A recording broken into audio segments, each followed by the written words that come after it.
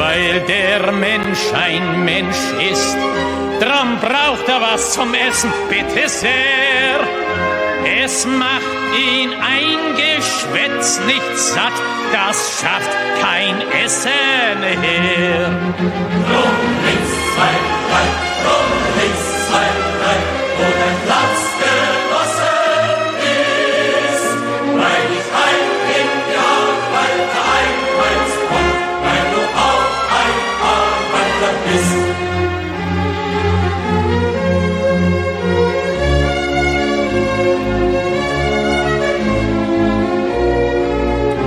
Und weil der Mensch ein Mensch ist, drum hat der Stiefel im Gesicht nicht gern.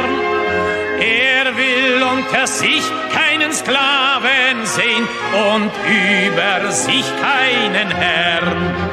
Drum links, 2, 3, drum links, 2, 3, wo dein Platz genossen ist, weil ich ein Genialweiter einheimst und weil du auch ein Arbeiter bist.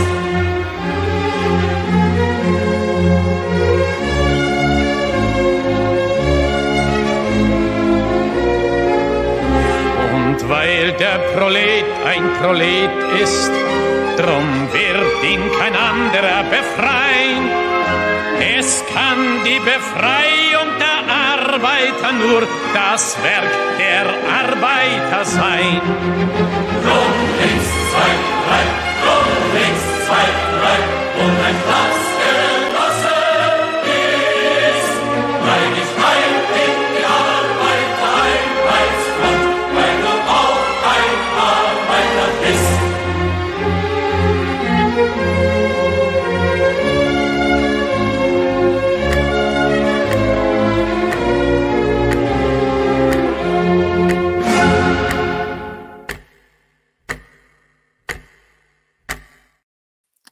Здравствуйте, comrades. Welcome to Socialism Saturday. Socialism Saturday is where we watch the farthest of the far left, the most dystopian of the dystopian. And we do this once a week when we could be out having fun. We could be out on dates. We could be out having sex. We could be out at the club. We could be playing video games. We could be watching movies. We could be knitting. I guess I can knit at the same time as I do this. But instead, we choose to spend our Saturday evenings watching the real live socialists, not the Democrats. Democrats aren't real socialists. Not the progressives. The progressives are not real socialists. Not even the we occasionally dabble in the democratic socialists, but even the democratic socialists are not considered far left enough for the real radical revolutionary socialists that we watch on this channel. If you want to know who is pushing critical race theory into schools, it is the people that we watch on Socialism Saturday. If you want to know who is pushing gender ideology on your kids, it is the people that we watch on Socialism Saturday. If you want to know who is attacking parental rights in this country, it is the people that we watch on Socialism Saturday. If you want to know who's pushing policies like defund the police, abolish the police, decriminalizing all crime, etc., etc., etc., it is the people that we watch on Socialism Saturday, and so on and so forth. Every crazy idea that you see being implemented in the world today comes from the radical revolutionary socialists, the people that we watch on Socialism Saturday. And the reason that we do this once a week when we could be out having fun is because we believe that if you do not understand your enemy, you can never defeat them. And so we go in and we watch their real trainings. We watch the podcasts that they make for each other. We watch the classes that they teach. We watch the conferences that they hold. We watch the coffee shop talks that we give. We listen to them talk about their books. We listen to them talk about all their crazy ideas. And because we are the only people on the internet actually listening to the real socialists who are not ourselves socialist, we know more about what the far left is doing than anyone else on the internet. We know more than the journalists. We know more than the pundits. Yeah, we know more than James Lindsay. I'm sorry if that hurts anyone's feelings, but that is becoming more and more true every single Saturday when we find out that we know more than everyone talking about this. So welcome to the party that never ends, guys. I will show you the most dystopian shit you've ever seen on the internet. Sit back, grab a drink, grab a cocktail, grab a snack. We got a long one to get through tonight, and we have a special Valentine's Day edition because even though I forgot it was Valentine's Day this week, People are like, how can you forget it's Valentine's Day, Carlin? Well, like, I've been married for 12 years. Like, like when you have been married for 12 years, like you start to forget about these little holidays. And so, but that's okay. That's okay. My husband and I did not buy each other gifts. We didn't go out for dinner. We did have sex, which was kind of nice, but we don't need to be Valentine's Day to do that. Anyway, we're going to be watching a special Valentine's Day edition of Socialism Saturday. I found this new channel. Actually, I think someone sent me this channel. I forget who sent it to me. It might have been two ladies. It might have been someone else. So shout out to whoever sent me this channel. It's called The Red Nation. And The Red Nation is a podcast apparently produced by Indigenous socialists. And they did an episode just 5 days ago called Romantic Love is a Weapon of Capitalism. Let's see what the description says. The colonial origins of romance and the way love has been commodified and the necessity of reclaiming love as part of the revolutionary praxis. So that's what we're watching tonight, guys. And it is an hour and 45 minutes long, which means it could take upwards of like 4 or 5 hours for us to get through all of this. So I've got a couple of beers in my cooler. I hope you guys all have some drinks. Trust me, alcohol and or weed does help get through Socialism Saturday, just so you can make it through. Part of why we watch these longer presentations is this is our training. We, like, socialists try to get their ideas out there by boring us to death. And so we learn to sit our asses down and no matter what they're talking about, listen to them in their full form so they can say what they want to say. And it's always when you just stop listening. It's always when you're like, this is the most boring word salad I've ever heard in my life, that the socialist will drop something crazy like in the middle of that sentence.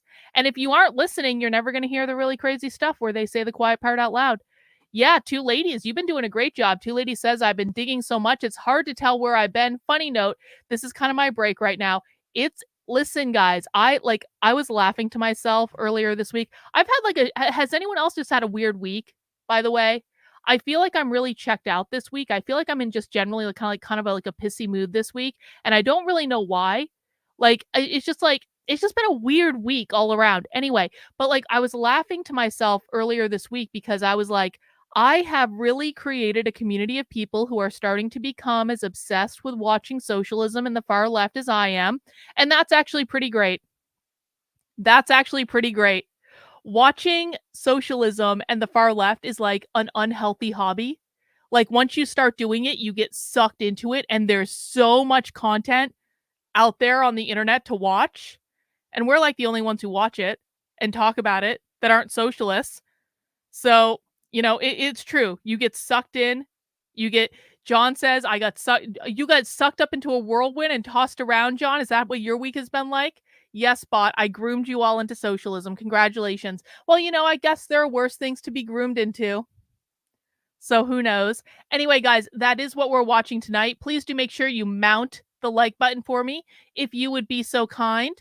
S. Stinger over on Rumble says, I romantically loved the like button. If you don't want to mount the like button, you can do whatever you want to that like button. You can high five the like button. You can give the like button a peck on the cheek. You can blow a kiss to the like button.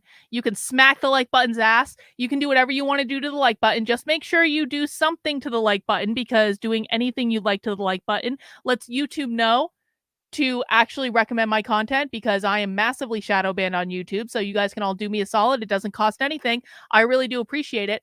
Bot, you pegged the like button. Bot has been pegging things a lot lately, which is a little odd because Bot is an asexual. So I don't know. Oh, you know what? To each their own. I don't judge. Whatever. You can't. We like what we like. Who really cares? Before we get into that, guys, just a couple of quick things before we get started. Number one, please do make sure you subscribe to my Substack, which is Carlin, KARLYN.substack.com. The Substack has been a little quiet this week just because it's just been a really weird week for me. I've had all this kind of like random shit pop up that I've had to deal with. So I do apologize for not posting as much on the Substack. It's not because I don't have stuff to post on the Substack. I do have stuff to post on the Substack. It's just been like a really weird week. Hopefully I'll get some stuff up tonight. So please make make sure you do subscribe at Carlyn, KARLYN.substack.com. And if you want to support the work I'm doing and keep me in business, because I am 100% funded by you, please make sure you sign up for a membership for $8 a month, $80 a year. All of my funding for everything I do comes basically from this Substack and a couple other things that I do. So please make sure you do that. I can't do this without you guys. When you sign up as a supporter, you do get access to a variety of perks, to include exclusive supporter-only spy streams that I do, where we go inside live woke trainings, literally as they're happening, and watch them as they're happening. There are a bunch of clips from some of the trainings that we've done recently that I do want to get up on the Substack. Now, you won't get access to the whole thing for free, but I do like to post clips when we find the good stuff. But you can actually watch that you can actually watch that happen live when you sign up as a supporter and join me for my regular spy streams. I do announce those in advance. Alexis, you can get on the Discord. You can. Supporters can get on the Discord. You know how you get on the Discord? You go to the Unwoke Roundup email. Now, I send these out every Sunday, so this is last week's, but the link is still good. You go to the Unwoke Roundup email. You scroll all the way down to the bottom. And underneath this red box right here, you are going to find 2 Zoom links for the supporter Zoom calls that we do on Mondays and Wednesdays. You are also going to find a link to access my supporter Discord, where we do have a writers group on Thursday nights that meet. There's actually a really cool kind of like propaganda project going on in the Discord right now, led by Allison Honest Dog. We're working on making like propaganda zines, where basically like socialists love using zines, which are basically like kind of like collage type, like rudimentary kind of like things to talk about their ideas. And basically you make these collages out of like different art things that, like, it's like an art project essentially, but it used to be used in like the punk scene back in like the 70s, and then the socialists co-opted it to like share their ideas. Anyway, we are reappropriating the concept of zines because it's cool and it's punk rock. And there's a project going on right now in the supporter Discord where Allison Honest Dog is leading us through the process of creating zines. And we're going to be making cool counterculture stuff. So that's something you can get involved with if you go into the Discord. And Allison has got some really cool vibes. Allison used to be like a surfwear designer, and she knows her stuff, man. She's really talented. And it's been honestly very inspiring for me to have Allison talking about the zine project in the community Zooms and to see some of the stuff she's been working on. So if that's something you want to get involved with, we're going to be making these things readily available to everyone. But if you want to come in and work with us on the ground floor, that's something you can get involved with. We do also do movie night in the supporter Discord. We do movie night on Sundays at 8 p.m. And this Sunday, tomorrow, I'm very excited because last week on Socialism Saturday, I complained that I never get my way when it comes to movie night in the supporter Discord. Jennifer always does these polls, and then no one votes for the movie that I want to watch. Even in my supporter Discord, I can't have my movie for movie night. And so last week, there was a poll between like 50 First Dates and Down with Love and some other love-related movie. And I really wanted to watch Down with Love. Down with Love is a great movie. I love it. It's got Ewan McGregor in it. It's really, really funny. And I really wanted to watch that, and I was outvoted, and I was very upset about that. But because I complained on Socialism Saturday about how I never get my way, Jennifer decided to throw me a bone and give me my way. And now tomorrow at 8 p.m., we will be watching my movie choice, which is Down with Love. And you guys are all going to love it. And it's going to be great because it's a funny movie. So you can join us at 8 p.m. tomorrow for that. We do trivia with the movies. We listen to music related to the movies. No, we will not be watching The Human Centipede. No. That's not a group experience. You don't watch The Human Centipede in a group, okay? You watch The Human Centipede when you're like alone in your living room with all the shades drawn, and you're like, and you got like and you've probably been either drinking or you're getting high or something, and you're like cuddled up in a corner because like the movie that you're watching is so disturbing. You just don't want to be around anyone else right then. You're working through your own feelings when you're watching The Human Centipede. That's not a group activity, all right? We're not doing that in the Discord. No. If people want to torture themselves by watching the goddamn Human Centipede, that's something they're going to have to do on their own. Okay? I was actually thinking about watching it earlier, though. I'm not going to lie. I've been thinking for the last 2 days. I haven't seen The Human Centipede in a really long time. And then I try to say to myself, I'm like, Carlin, there's a reason that you haven't seen The Human Centipede in a really long time. Okay? Is the human centipede? Oh shit. Stony baloney, this is a thought that's gonna fester. Is the human centipede the highest form of collectivism? Uh-huh. Yeah, I'm gonna be thinking about that one, I'm not gonna lie. Not gonna be thinking about that one. Victor did go hiking in sweatpants today, and he just got home, which is why I was late. Victor got home, and I wanted to talk to him real quick, and so he did wear sweatpants, and that was the right decision. So, update on that. All right. So, yeah, make sure you sign up for my Substack, and then tomorrow I will be sending out another of the Unwoke Roundup emails, probably in the afternoon sometime. And then come and join us in the Discord for movie night tomorrow. And I really do appreciate it, guys. I can't do it without you. See, I never saw the follow-up. Like I watched the first Human Centipede movie, and then I tried to watch the sequel, and I think I quit like halfway through. And then I tried to watch the third one, and I think I also quit halfway through that. Maybe I just need to, like, you know what? Maybe after Socialism Saturday tonight, because it's been a weird week, and maybe I'm just going to give up on this week entirely. I will go downstairs to my living room. I will bring my knitting, and maybe I will try to do like a Human Centipede marathon, just to like really, really torture myself back into reality. I don't know. We'll see. We'll see. Anyway, let's see. What else do I have? I think that's pretty much it. I think that's it. Let's just dig into it, guys. Oh, wait, I have to talk about the rules. Hang on. I have to talk about the rules. Because on Socialism Saturday, we do things a little bit differently. Now, is there anyone that is new? Anyone new to Socialism Saturday? Let us know in the chat if you're new. We like new people. You don't need to be intimidated or anything. But there are some guidelines that I want to give people for Socialism Saturday, because I've been doing this for a while now, and I figured out what kind of works and what doesn't work. And it's important that we're all on the same page. Candace Owens went from Bud Light to Prohibition. I mean, why is anyone listening to Candace Owens? Why? Can we just stop, please? Can we stop? My comment is new. Welcome. Anyone else that's new?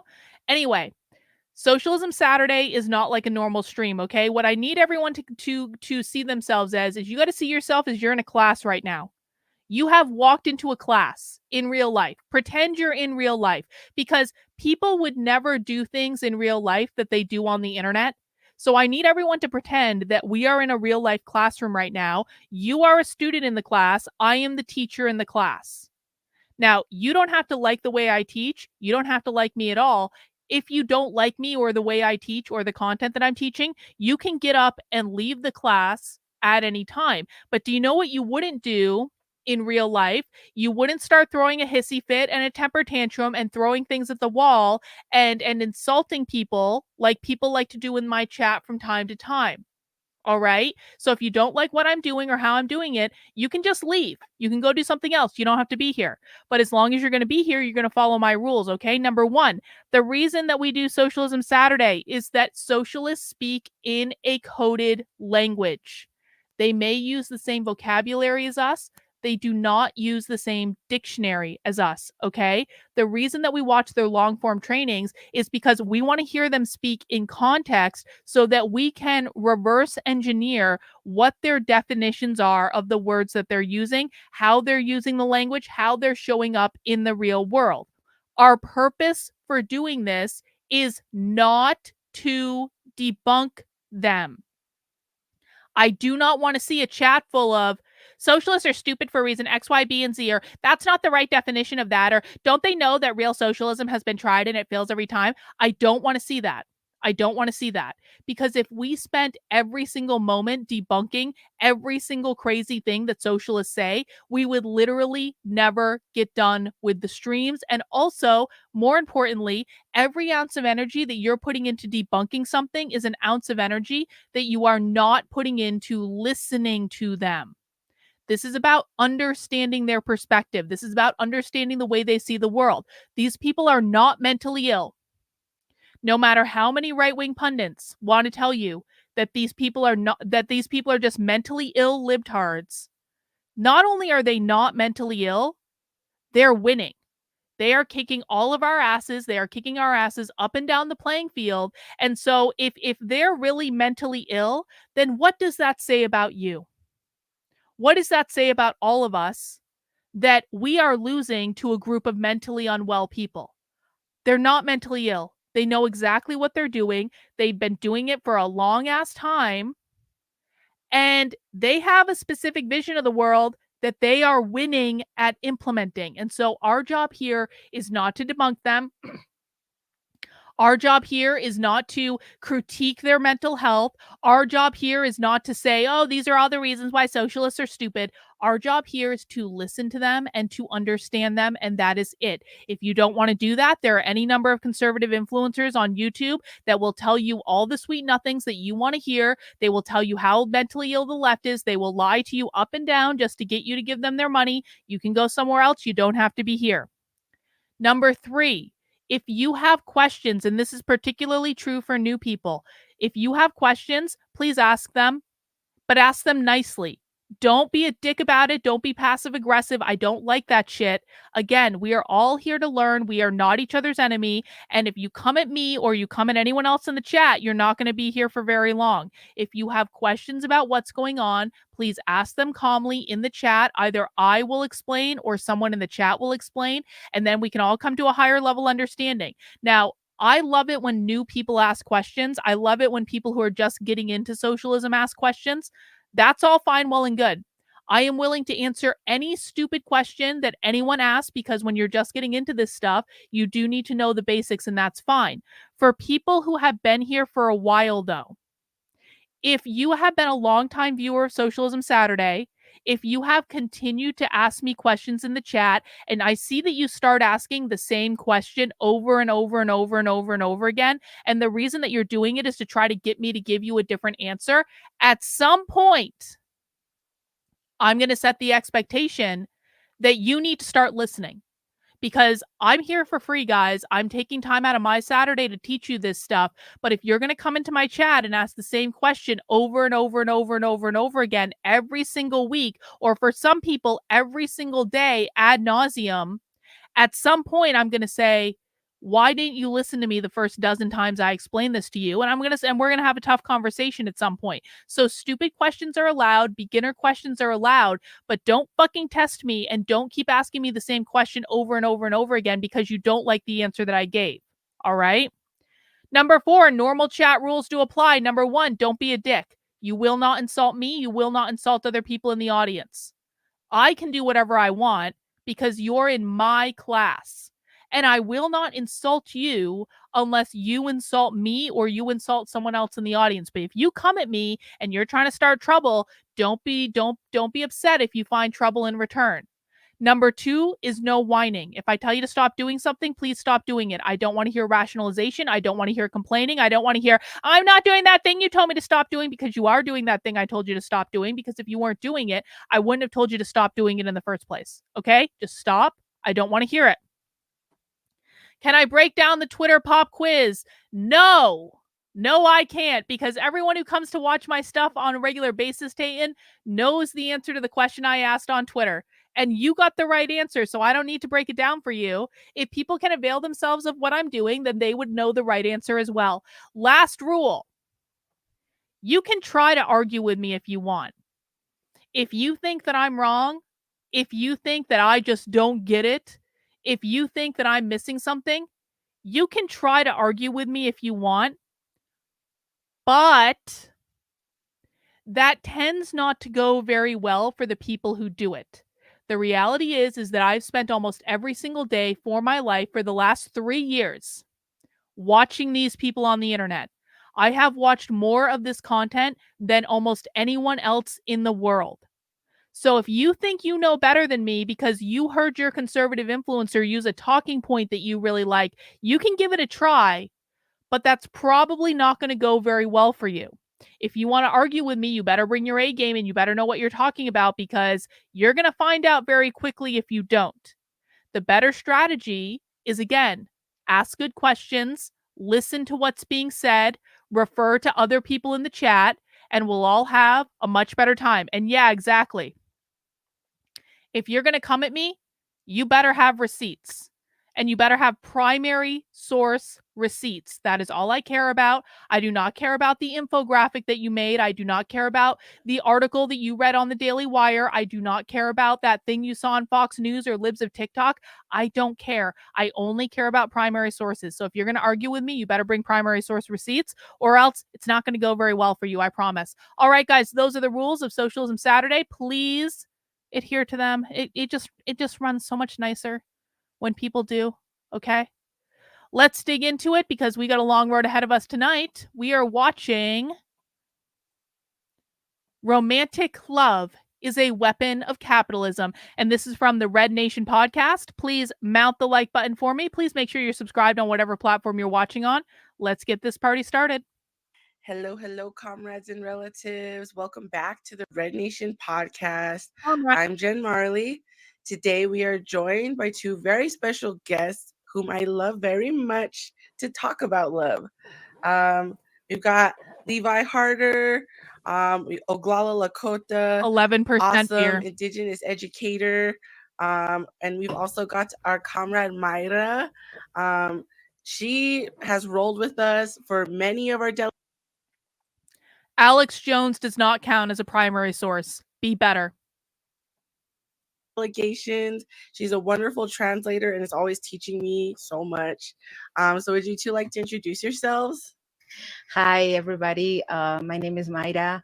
I am originally born in Panama from Mexico. I have a tribalized persona from Mexico, and I feel very much honored to be here, as always, with comrades and very much in love. Hamatakiapi, Levi Harder Machiapi. Hello, relatives. Hi, Jen. Hey, Mara. My name is Levi Harder. As Jen said, I'm Oglala Lakota. I grew up north of St. Louis, on the Illinois side of the river, small rural hometown. Back and forth between there and Hot Springs and Pine Ridge and Buffalo Gap in South Dakota growing up, where my dad's Cheers. from during summer times. And yeah, I'm living in Seattle, Washington. I'm an educator within Seattle Public School District. Oh, good. Seattle Public Schools. Yeah, and I'm super honored. Excellent. Thank you for having me out, and I'm really looking forward to this. So yeah, just want to say thank you. Thank you so much for joining us, comrades. So which one of you started out our preliminary conversation saying Valentine's Day sucks? It literally could have been any of us. Right. And it does, right? Like, people struggle on this day, and it's sad because it's like, it's this capitalist holiday that really makes a lot of people, it kind of forces us to reckon with how love has been so very distorted. It puts pressure on people. It makes people feel inadequate. And that's why we love starting out our Valentine's Day episodes by taking the focus off all of that and remembering our brave Kanaka relatives who on this day murdered the infamous bloodthirsty colonizer, Captain Cook. So shout out to our Kanaka relatives. Ow! Yeah, today is their victory. yeah. I'm thinking Thank you about for that. The annexation of the Kingdom of Hawaii. I'm thinking about their ongoing struggles. I'm thinking about saving Red Hill. I'm thinking about the pollution that the military continues to carry out on the islands. I'm thinking about climate change and disaster.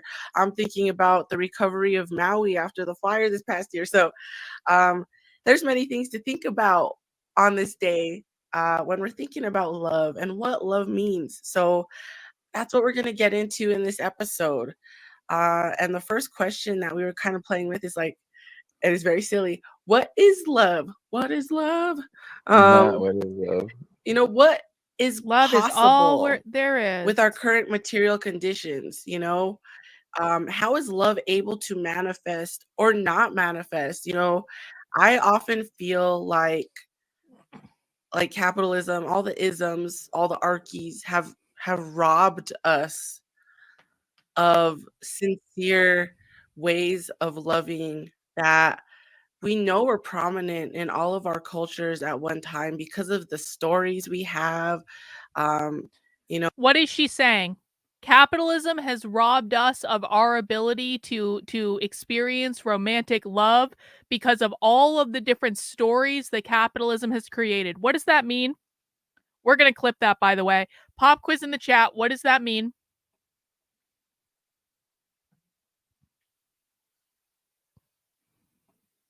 What does she mean when she says that capitalism has robbed us of our ability to have real romantic love because of all the stories it's created?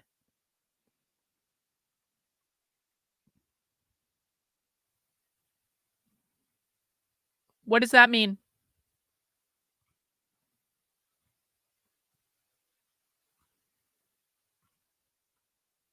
I know there's a little bit of a delay, so I'm just waiting for the delay to hopefully provide me with some answers in the chat about what you guys think that means. No, it does not have anything to do with it being about money. Nope. Nope. Wrong. Oh. This is getting more to it. She said that what she said, again, guys, listen. I do not want to have a repeat of last week where people are just throwing out buzzwords in the chat without actually thinking things through, okay? I don't want to have a repeat of that. Don't do that again. What she said is that capitalism has ruined romantic love because capitalism has created all of these stories. What does that mean? What does that mean? Normative structures that lead to the nuclear family. I think that that's part of it. I think it's a throwaway to say this is about a consumerist thing. I don't think that's what she just said at all. I don't think this has anything to do with consumerism. Capitalism did create the family, but what does that mean? Here we go. Liz is getting it. The story. Why the fuck is the CDC calling me right now? The story. Go away, CDC. I don't want to talk to you. The story of the nuclear family and the gender binary. Capitalism created the story of the nuclear family and the gender binary, the social constructs. That's what she's getting at. Capitalism creates all these social constructs that prevent us from living in our true, authentic selves. Let's see. No, that's not what she means at all. That's not what she means at all. That's completely wrong. Let's see. Love is between it. I don't think this is it. I understand why you said that, Bill. I don't think this is it.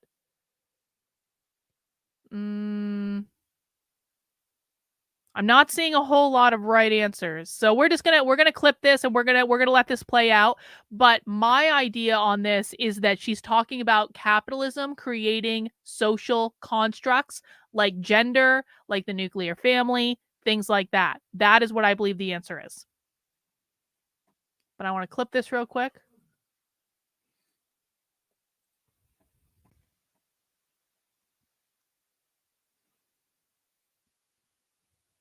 To manifest or not manifest.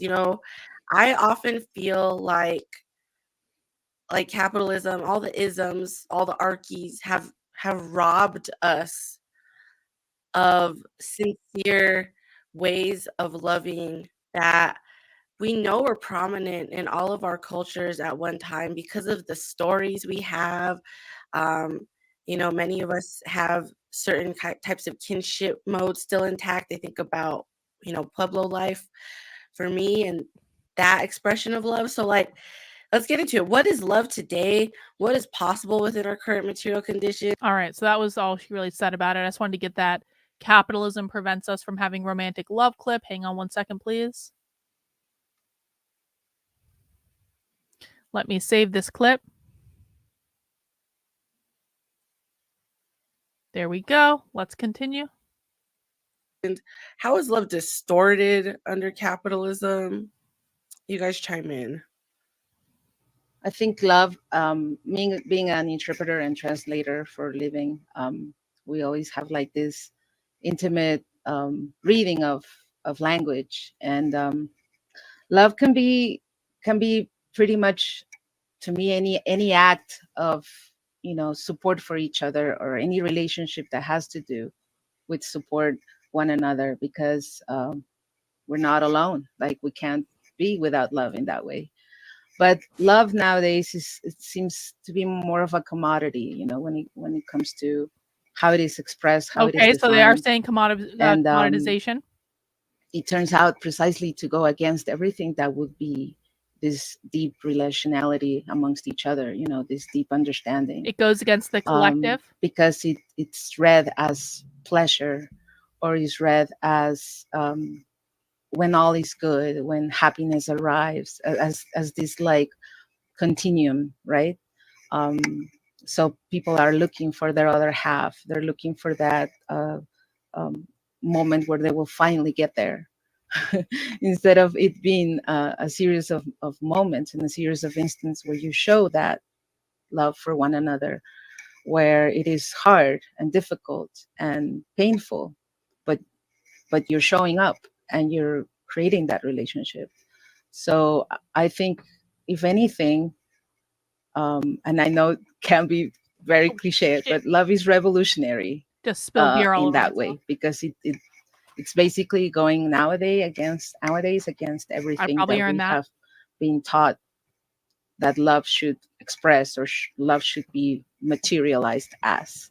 And kind of like how some authors that we all love and share have said, it has to do with how you are taught love in your childhood. You see it first there, and so you tend to enact it that way, and feel it that way, and understand it that way.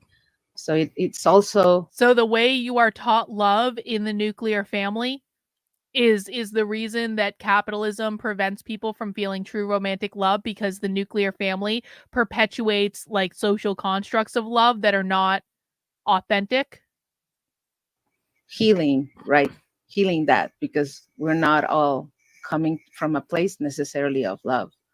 So but I'll just leave it there for now. Well, I do think there is probably actually something to this stony baloney, because of course, like there is not all polyamorous people are socialists, but a lot of socialists are polyamorous. And so there is also something about like the idea that that romantic love results in relationships in which people feel as though they are the property of someone else. And I'm not talking about like in a MGTOW way, like we had like Big Tech on the channel this week, and he has ideas about like women being property and stuff like that. I'm not talking about in like that sort of way. I'm talking about in like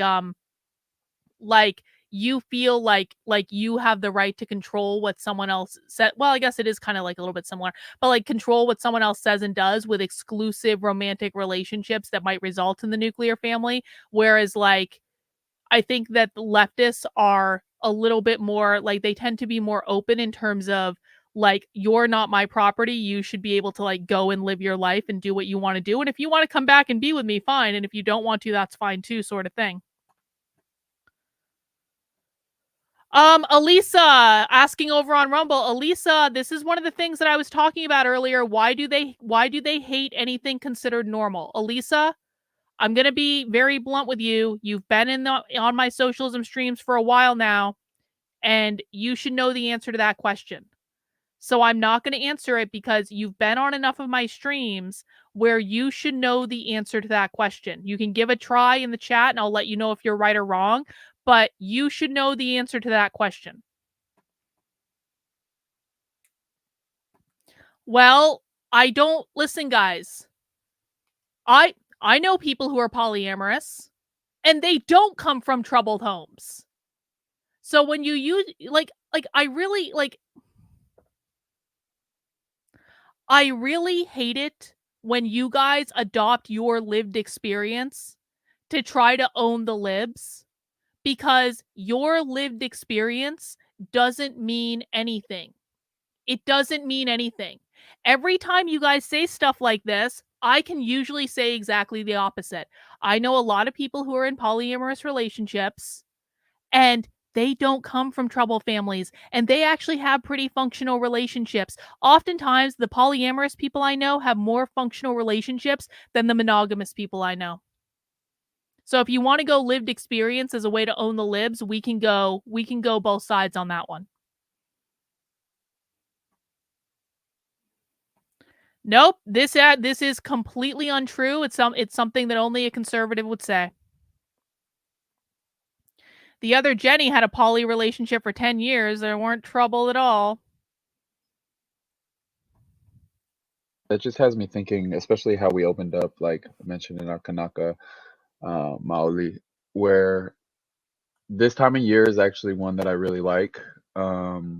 Not because of necessarily like Valentine's Day, but like, so it's like Black History Month. And so the first week of, like, as an educator, I usually do a lot of stuff on like Black Indians, Black histories, Black Native kinship. And then it leads into, in the middle of the month, like I get to talk about like Captain Cook Death Day. So I'm looking forward, like, I always look forward to that, and kind of like, I just think about like what, like, and not to bring up the old reliable, but like what John Trudell says about how love got messed up in a lot of ways, how ultimately, like, and when this is like his Tribes of Europe speech, where he talks about when there was the conquering and when there was the Christianizing of that continent and those peoples over there, they essentially had to learn to love what they feared, which was there to possess them, which was there to, like, to possess the souls of the godless heathens. Like, he talks a lot about that, and he talks about how it, like, messed love up in a lot of ways, and how even now, when we think about like what it means to love, and we mentioned bell hooks a little bit in the prelim conversation, and I think sure she'll come up again, but you know just, it does get centered on like romantic love, and which, I mean, So are they talking about romantic love versus collective care sort of thing? Like, they're saying that collective care, which collective care, if you don't know what that means, think of it as like universal healthcare sort of thing. Like, everyone's responsible for caring for everyone else. Remember, leftists are collectivists, they're not individualists. And so they see everything in terms of like service to the collective. So things like universal healthcare are going to come out of this idea that we have an obligation to collectively care for one another. And are they saying that romantic love might get in the way of just people collectively caring for one another? I'm a sucker for romance. Like, I won't lie. Like, I am somebody who does desire that in my life. But I do get super annoyed with the hyper focus on it, and like the hyper focus on the couple as the ultimate expression of love, as the ultimate goal for Family. people to replicate. I mean, like the Hallmark movies, the amount of Hallmark movies that come out not only around like Valentine's, but like Christmas time, like any other, like Thanksgiving, like the couple centric ideas that are pushed, that and it's not just Hallmark movies, it's just media in general, that's always pushing this idea of, when we think about love, and this is something that I talk about with my students when we talk about the word relationship, or relationship, or like all my relations, or like relationality, like, because when I use the word relationship, Hang on. So Elisa over on Rumble is trying to answer her own question, and she says, I truly don't know, but I'll give it a try. Do they believe you cannot truly be free unless you are free from normal things taught to us as children? Nope. That's not why, Elisa. Again, you've been coming to Socialism Saturdays for a long ass time now. So I'm not just going to give you the answer anymore to simple questions that I think you should already know the answer to. Try again. And then I want to highlight, hang on, where is it? I was in a polyamorous marriage for 11 years. When I got disabled with MS, she was out. Well, do you think that would have been different if you had been in a monogamous marriage, though? Like, wouldn't she have just left anyway if you were in a monogamous marriage? What did her leaving have to do with it being a polyamorous relationship? Thank you, Rottweiler, for the super chat. It's about collectivizing relationships and love, which also connects with other streams in which they consider human relationships as transactional. I think that's on the right path, Rottweiler. I appreciate it. I always ask them, I said, what do you think of when you think of this word? And undoubtedly, every one of them has this connection to, like, oh, well, a relationship is like a partner, a boyfriend or a girlfriend, right? So even like in our youth, they have this, there's this connection between relationship, and it's like, okay, well, let's expand that a little bit. Like, what are relationships that you have that aren't just, are these the only relationships you have? And then we start talking about friendships, people we go to school with, and eventually, like, we're able to extend that to lands, we're able to extend that to waters, we're able to extend that to non-human relatives, plant, animals. And then I even talk about like the invisible ones. That's how I use it with my kids, because we have kids from all over. So yeah, I guess just thinking like, what is love? Like, it's definitely a lot more than like the typical, like, I don't know, just like what we see on Valentine's Day, Absolutely. Thank you both for that insight. And the place you left us off, Levi, we were talking in our preliminary conversation about reciprocity for the earth as a high expression of love, right? That's like at Environmental the core justice. of most of our, cultures and, spiritualities, ways of life, right? Um, it's based on understanding deeply our relationships with the earth and non-human relatives so that we can maintain balance, so that we can maintain right relations. Well, and again, do you know why we probably didn't get a land blessing? Does anyone want to guess why we didn't get a land blessing?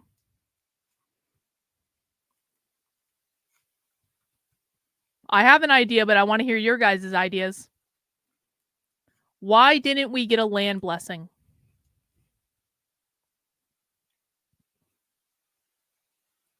PS76 over on Rumble says, so this guy is training kids to believe that heterosexual relationships are incorrect. We don't have evidence of that. They haven't said that at all. Conservatives, we don't just make shit up. We don't know that. Why didn't we get a land blessing? Because they're not white. Keep going. Because they believe these are indigenous people, guys. These are not liberal white ladies. These are indigenous people.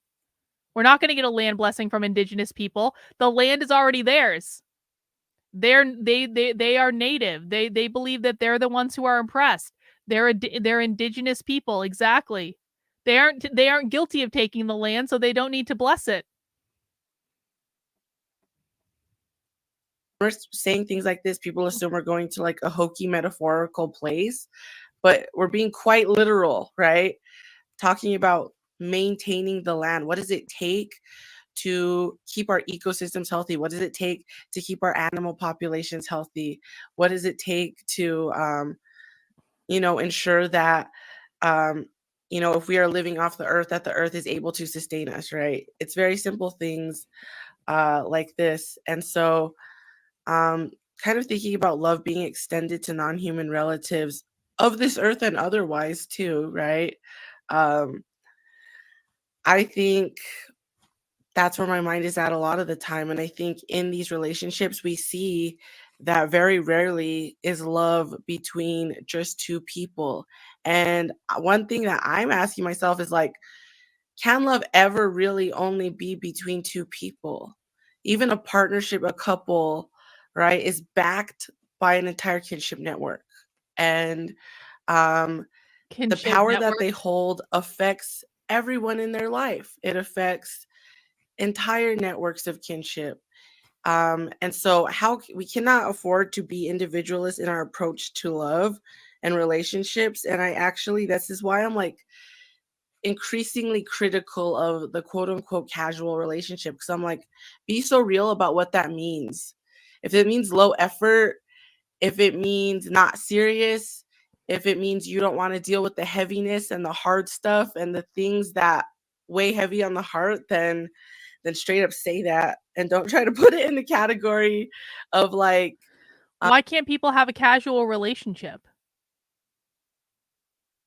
Like, this isn't just this is not, I don't think this is a socialist thing. I think this is a woman thing where, like, I don't know. Like, I have an aversion to people who are like, if you don't have the type of relationship that I want you to have, then your type of relationship isn't legitimate. There are plenty of reasons to have a casual relationship with someone. Maybe you don't want to get married. Maybe you don't want to move in together. Maybe you just want someone to spend time with and to talk to and to banter with and maybe to fuck on occasion. That like you don't want that level of commitment. And as long as you're open and honest about like what your thing is, like what's really wrong with that? You know, this life affirming love that our communities need to survive. And I was wondering if y'all had any more Life thoughts affirming on that love. before we move on to the next topic. It's beautiful. Yeah, if I may, so I'm thinking of two things as you were speaking. There's this like understanding in Yeah, like friends with Tolteca benefits. traditions from, Exactly. down here If in everyone agrees, Anáhuac what's wrong with that? and further down into Central America, that humans don't really play an important part in creation. So What? I think a lot of what love entails is positionality. So nowadays She didn't say white affirming, she said life affirming. Life, Life, not white affirming. have this capitalist way of looking at humans as the center of a universe, right? Which also is very limited. Saying universe, you should Looking at humans as the center of the universe is capitalist. Why would that be capitalist? be a pluriverse. And I think a lot of the issues that we're facing have to do with precisely understanding life and love as human. Are we advocating for bestiality? And therefore anthropocentrically, or like we are. We are the ones, Oh right? shit. And I think Tolteca traditions hold this notion of floricanto. It's called in Xochimilcuicat, which is we are animals, but we're not very powerful. We can't protect much. We don't have teeth that can cut through skin, and so like there's always this like comparison of humans versus a jaguar, or versus if we don't have teeth that can cut through skin, then how can we eat steak? The eagle, or versus any other animal. And we're the small ones, we're the little ones, we're the ones that can't really do much. And in this Tolteca tradition, that all we really come to do is floricanto, which could be translated as praising creation and dancing and offering to creation. And I've always understood love like that. When you are giving more than you're taking, or at least you're understanding that you're taking is because you are aware of your actions to give in order to be here. And so dance, ceremony, spirituality, songs, all that is part of our own. Listen, man, I'm as spiritual as the next person. I believe animals have immortal souls. I believe that plants have souls. I believe that people choose to be born as plants or animals to have different experiences in different forms on this earth. I believe all this woo-woo shit too, but I still enjoy a good steak. And I believe that if someone has been chosen to become an animal, then they've probably chosen to get eaten at some point, because that's the way the world works. But energy never dies. It just changes form. Once they get eaten, they go back into all that is the collective, and then they can choose to get born again if they want to. It's not even a sad story. Only real, contribution to life as humans, in thinking of ourselves as small and the youngest of all creations. And I've always liked that, because I think that's one of the most pernicious things about Western way of thought is, thinking us humans as able to control all the narrative and all the forces of nature, when animals we're eat each definitely other all the not time. here for long. I watched a video of an alligator eating a snake the other day. All we really have is the capacity to relate to each other. So I was thinking about that as you were speaking, because we do need each other to survive, and we need other more than human energies to allow us to survive. So I think love is that reciprocity of never really taking more than than what you need, and definitely never taking to hurt or harm. And that entails a certain level of balance, which is what you were talking about. But yeah. Wow, that's Stunning and brave. Beautiful. see, this is why I like talking about stuff like this. This is why I like talking about love and stuff. Dang, I'm not gonna lie, I was a bit lost in the beginning of what you were talking about, and then as you started getting to like us being, I guess when you were talking about us being small, I was like, I was really, that was hard for me to hear because I was like, well, we are small and like, but I guess the thing I was hearing is like, well, we aren't and we can do things to like save the earth, and that's where I was going. But then as I heard you talking about like, like our role in like just like dancing and praising and like, yeah, we don't, and even like I guess I'm thinking in like, Lakota like worldview or just, the ways that we have, it's like you're right, like we don't create a whole lot. Like it's, and kind of the when we started creating things like with the industrialization and with the overtaking and the overconsumption and the overbuilding, that's like when things started getting really ugly. Like,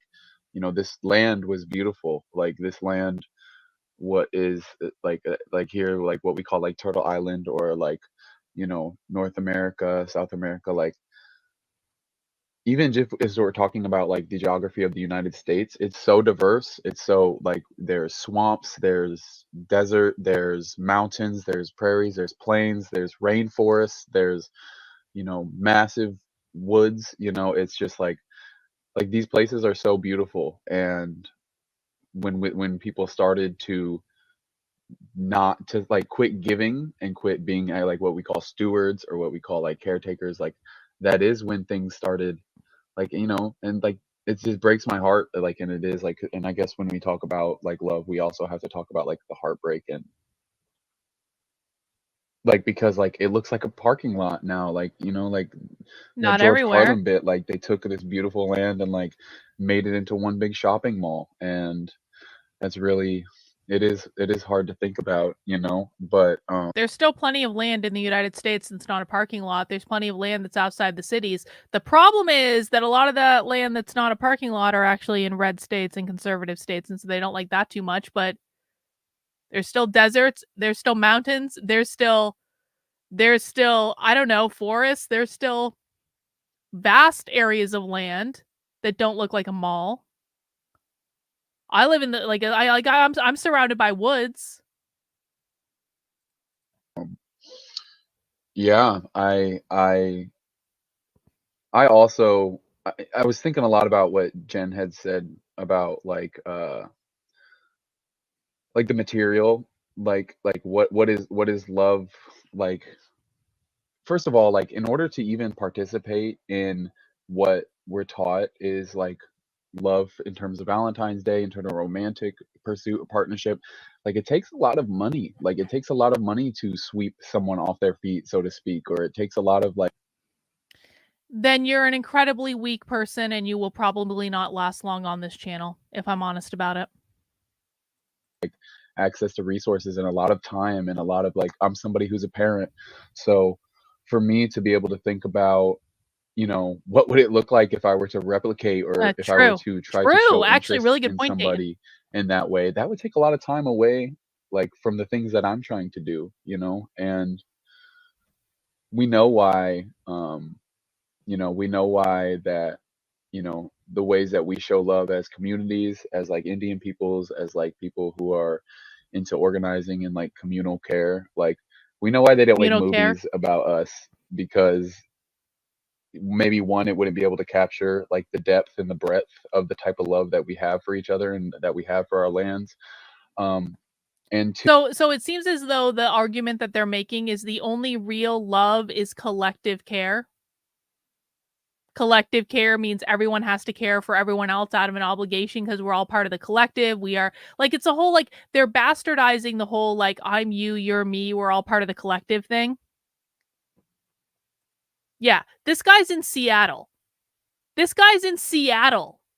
even in like Seattle, don't they have like those islands in Seattle where you can go out and these islands are just like all woods and things? And like, even if you leave Seattle and go out into like Washington State, there's plenty of forest. He doesn't have to live in Seattle. He could leave Seattle and go live in the forest very easily. Dude, it's just like it's really beautiful. Like if everybody saw what we were doing and everybody saw the beauty and taking care of relationships to these lands, they would be mad and they would be, and maybe this kind of gets into, kind of what Myra was talking about in the prelim conversation about like, you have to hate for love. Like we have to hate capitalism. Like we have to hate colonialism. We have to hate white supremacy All those mean in the order same. and love our people in order to stand up and, like make those changes and to say no more. We have to hate capitalism. We have to hate colonialism. We have to hate white supremacy. Colonial and white supremacy are also references to capitalism. It's just referencing different parts of capitalism. Peyton says, I said at the beginning, romantic love, privatized care, nuclear family, gay or not, they want collective care. Yeah, this argument seems to be an argument against like the monogamous like coupling in the nuclear family and focusing love. What it is like focusing love on the privatized family unit because they consider the nuclear family to be like a form of privatized property. And instead of like focusing on the privatized nuclear family, they want everyone focused on the collective. Capitalism is always defined as private property ownership. That is the only definition of capitalism that matters. That is the only definition we use. That is the definition that they're using. Everything else doesn't matter. Or like anger can come from a righteous place. Like hate can come from a righteous place. Like love can come from a righteous place. So, no, I thank you for that, Maida. That was a lot to chew on, honestly. Yes, we're already getting into the thick of it. Thank you both so much. I'm already in my feels. And as you were talking, Levi, I was thinking about the term y'all Lakotas have for white people, right? The fat taker. And I remember you telling me this story. Taker? That term in itself implies that inherent to the colonizers' nature is their lack of care, their lack of... She just referred to white people as colonizers. Did everyone hear that? When I said earlier that colonization is another term for capitalism and the white supremacy is also another term for capitalism, she just referred to white people as the colonizers. Colonization, as a reminder, the definition that socialists have of colonization is that the evil settler colonizers or settler colonizers have taken indigenous land and privatized it under the oppressive force of capitalism. That's what colonization means.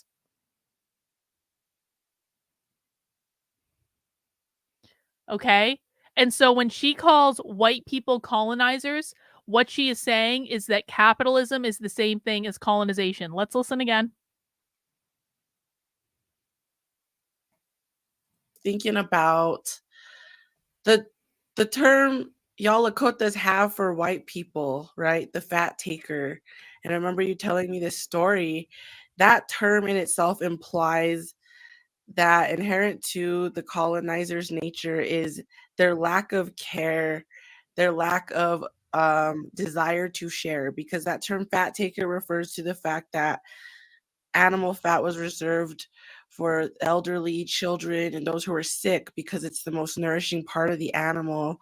And when a white person was invited in to share and partake with y'all, he took all the fat for himself. Do you want to expand on that story? And please correct me if I'm wrong. Like, yeah, so there's a couple things I've heard about. Like, yes, like Washichi.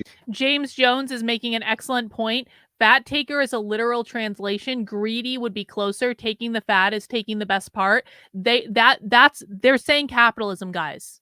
because they're saying that the evil capitalists, which they're going to call white people because they believe that whiteness means capitalism, because capitalism created slavery, slavery created systemic disparities, et cetera, et cetera, et cetera. We've been over that a million times. If there are new people, I'm glad to answer questions about it, but I'm not going to repeat myself for people who already understand that.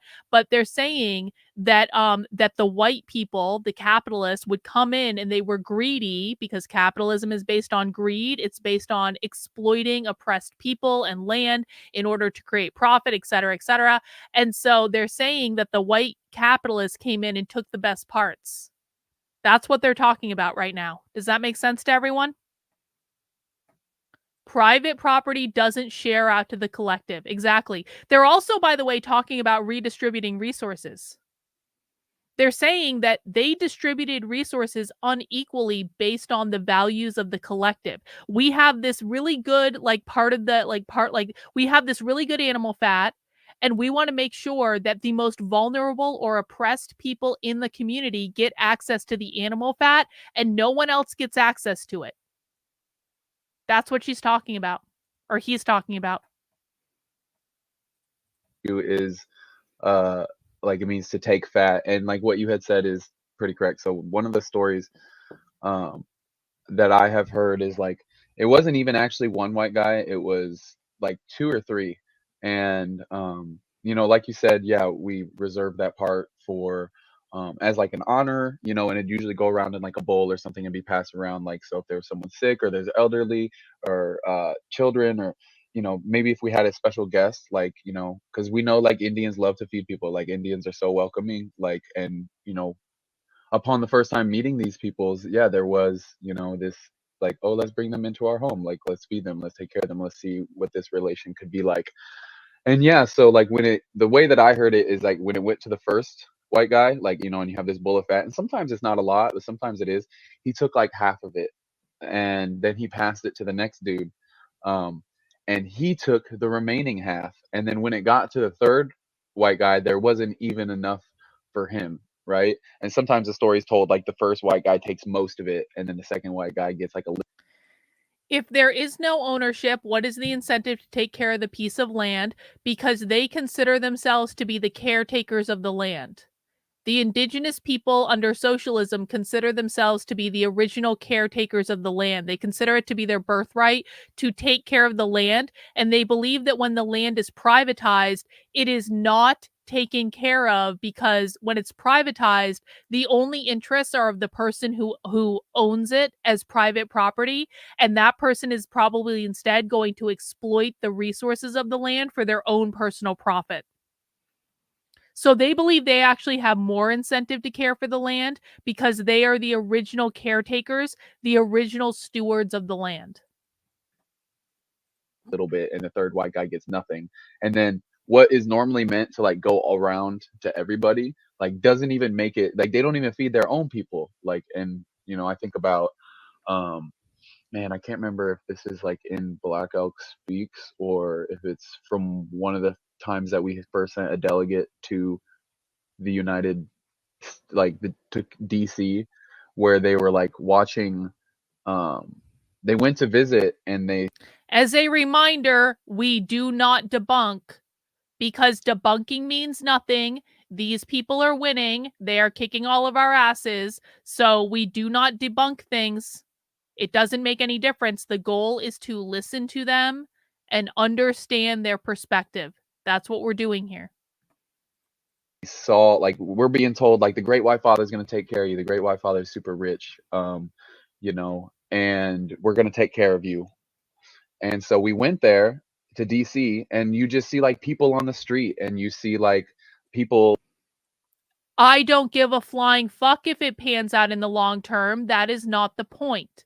The point is to understand their perspective. If you are not here to understand their perspective, you're not going to last long.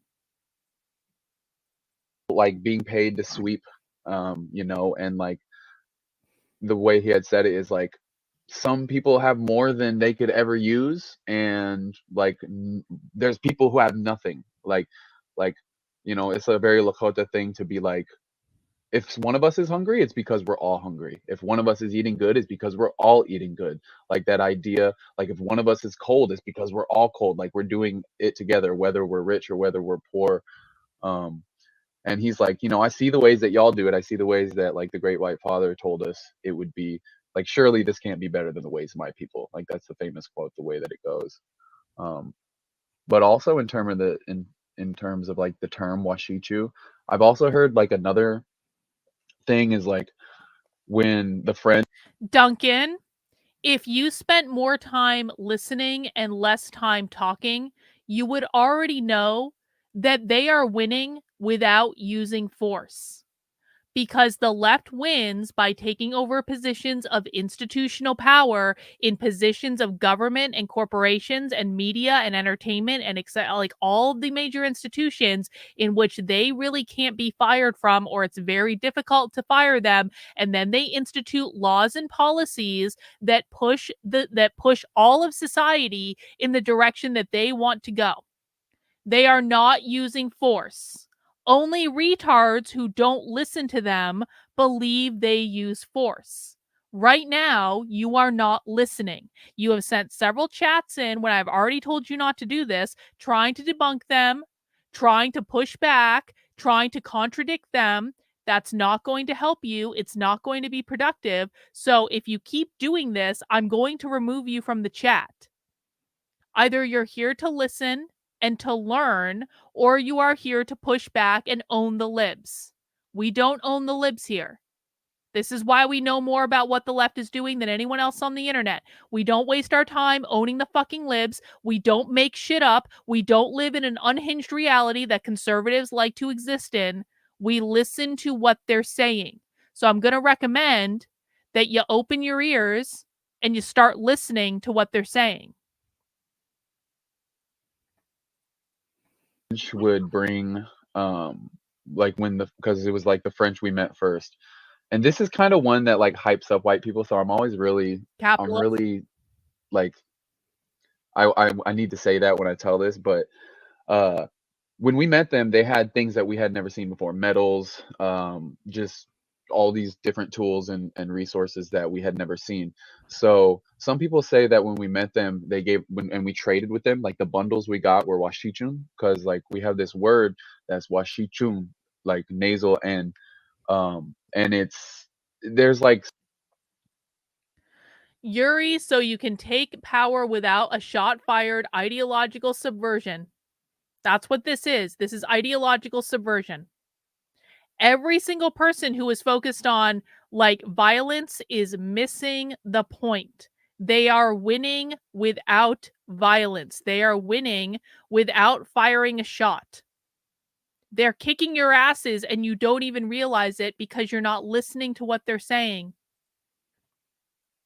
spiritual concepts and components tied to it, but like it also means like a bundle, right? So there was this idea, and this is why like I'm really hypocritical of like really hypercritical of like white people's learning the language and white people's like trying to Capitalism. like do a lot of language work, because the way that I read it online, because I actually wrote about this word in undergrad, but when I was doing research online, they said that we started referring to white people as washichun, as like people who had bundles, like people who had things that we hadn't had before. And it was only after they started referring to white people as people who had things that they hadn't had before.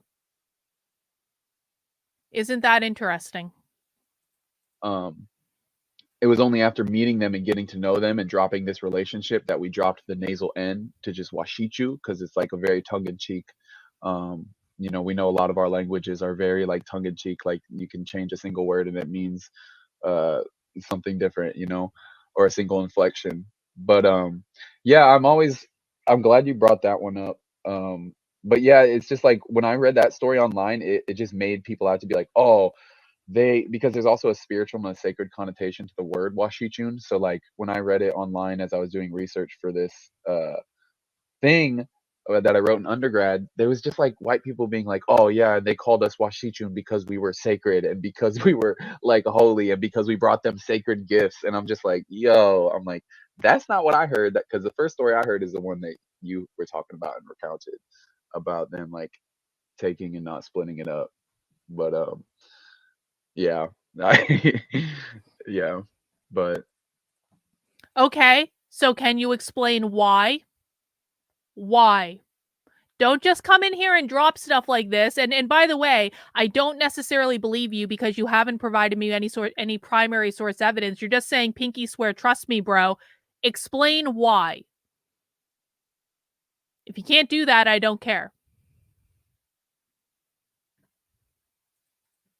that's what I think about. Yeah, because they don't.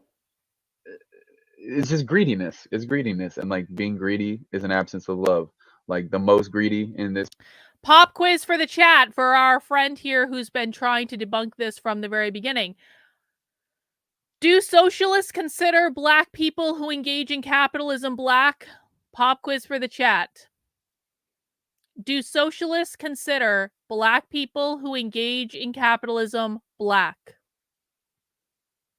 Why or why not? Don't just say yes or no. Say why or why not.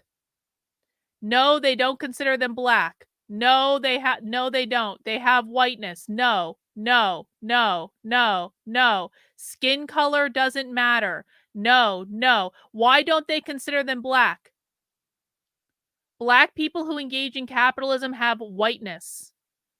They are expressing whiteness. White equals private property ownership, not race. They hate black people who benefit from capitalism. That's white privilege. As capitalists, they're honorary whites. Skin color doesn't matter. Color is irrelevant. This is not about skin color. Black people who engage in capitalism consider white and whiteness because they benefit from capitalism. They're white supremacists. Whiteness means capitalism. It doesn't mean skin color. They support capitalism. Black capitalists are called white. They are the black face of white supremacy.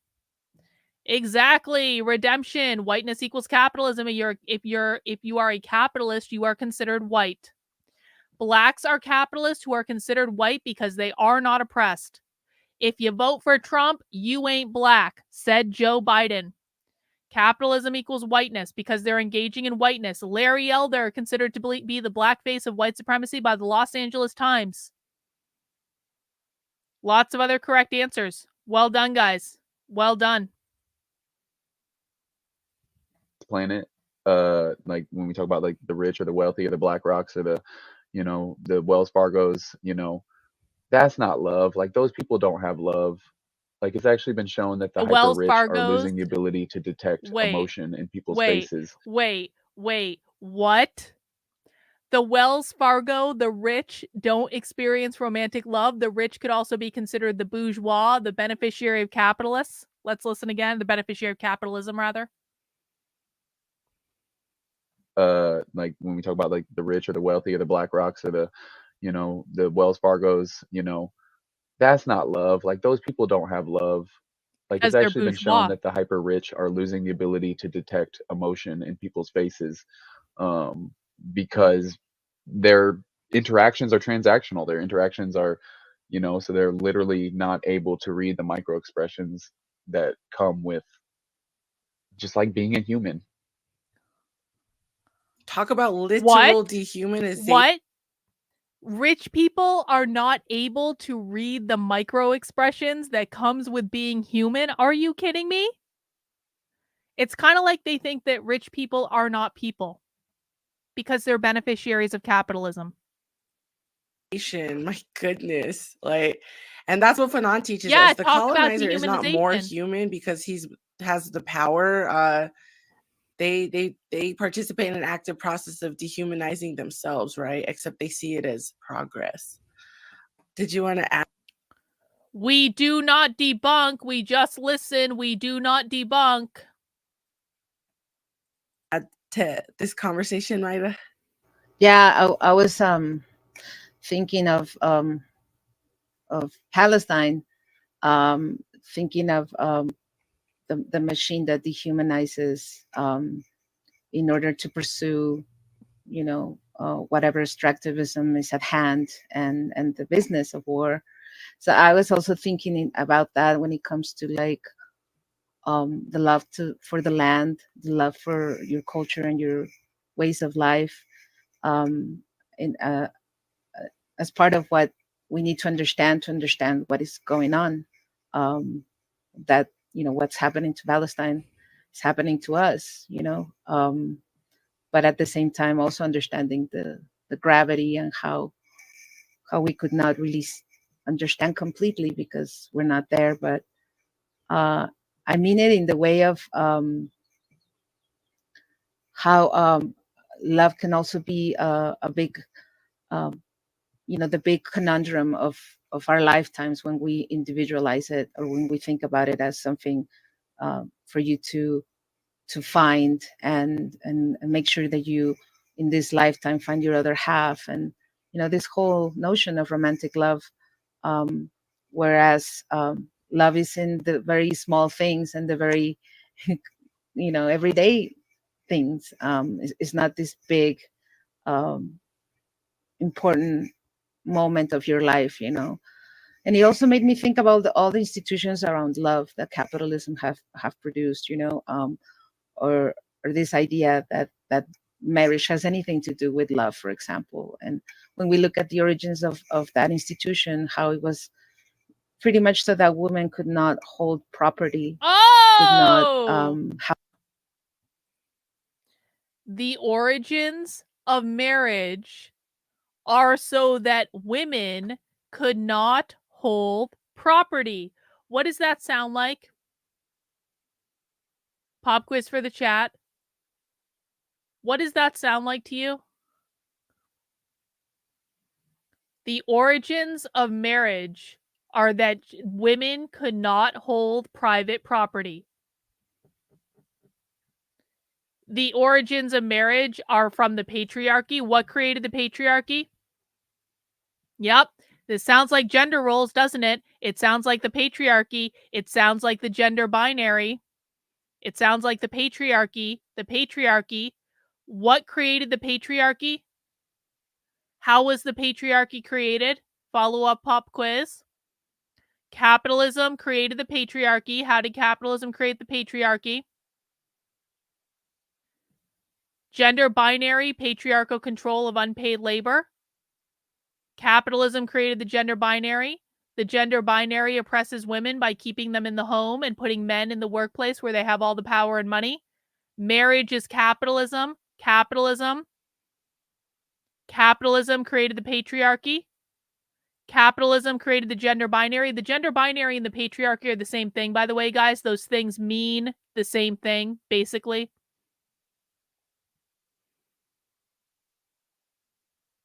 The patriarchy keeps women in the home. Capitalism created the patriarchy so men can access all the wealth and resources. Let's listen to that again. And PS76 says, are you sure they don't think of heterosexual relationships as wrong over on Rumble? PS76, have they said that? Do you have any clips of them saying that heterosexual relationships are wrong? You don't. They consider the nuclear family to be a force that upholds capitalism, and they don't quite frankly care if that nuclear family is a heterosexual relationship or a homosexual relationship. Heterosexual relationships are called heteronormativity. Homosexual relationships that are the nuclear family are called homonormativity, and both are bad so far as they're concerned. So yes, regardless of any bullshit that your conservative influencers are trying to teach you today, that is not grounded in reality at all, socialists do not think of heterosexual relationships as wrong. Many of them are in heterosexual relationships. So thinking that socialists believe that heterosexual relationships are fundamentally wrong is, quite frankly, retarded. Let's listen again. Made me think about all the institutions around love that capitalism have produced, or this idea that marriage has anything to do with love, for example. And when we look at the origins of that institution, how it was pretty much so that women could not hold property, could not have power, not even relationship with their own children. So that kind of kidnapping of the emotionality that our relationships are is what is the most egregious and the most murderous of it all. So thinking about, again, Palestine is also thinking about all the relationships that are being dehumanized in the context of occupation, and in that way, indigenous peoples of the world and their relationship to the land and the relationship to each other hold that very principle of reciprocity and solidarity and commonality that is not in the equation of capitalism. So the more atomized and individual we become in the way we love, the less powerful community is, and the smaller it gets, and therefore the weaker we become in our acts of love, in our power to love. So I think of always about how necessary it is to deconstruct romantic love as the only expression of love that we can achieve or aspire to, and rather this other kind of love, which is not very, it's not as seductive, or at least it's never like easy, and which is to show up for each other in the worst of times. For example, now to hold hope for Palestine.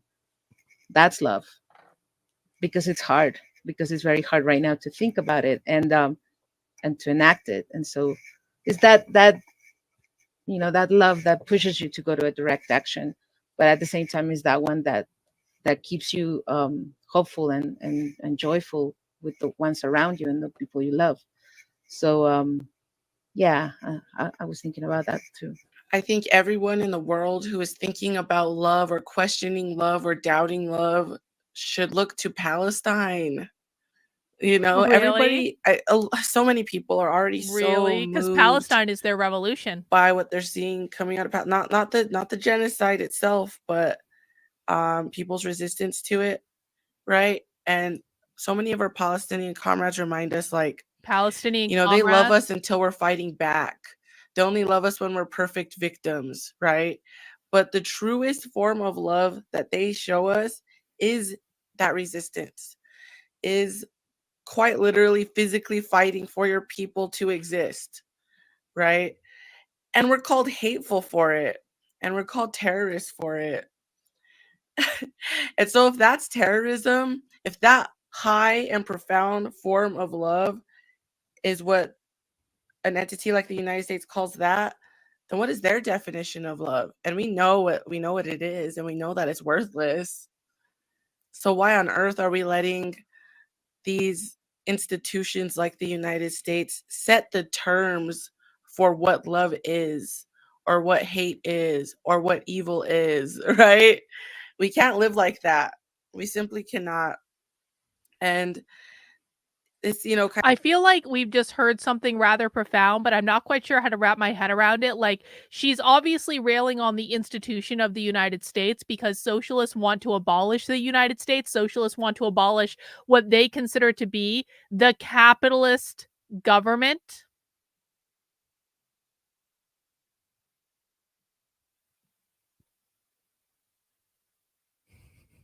Elisa over on Rumble is complaining about my tone because the conservatives over on Rumble right now are having feelings about my tone because they think I'm too mean to learn from. Conservatives, I'm going to be blunt. This is why you fucking lose. You guys are such weak goddamn snowflakes.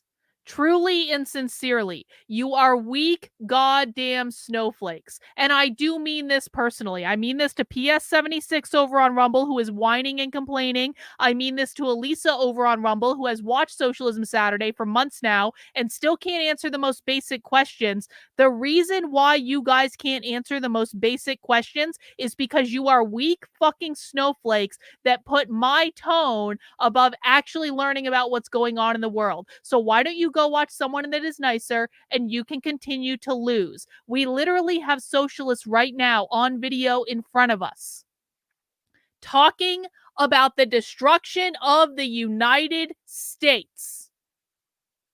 Literally, I'm showing video of fucking socialists talking about the destruction of the United States, and conservatives who should be about conserving things are more concerned with my tone because I don't accept their bullshit than they are with watching a video of socialists talk about the destruction of the United States. Elisa, people like you do not learn anything when I am nice to you.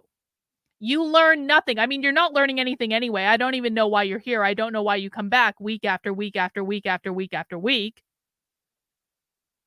Because you're not learning anything.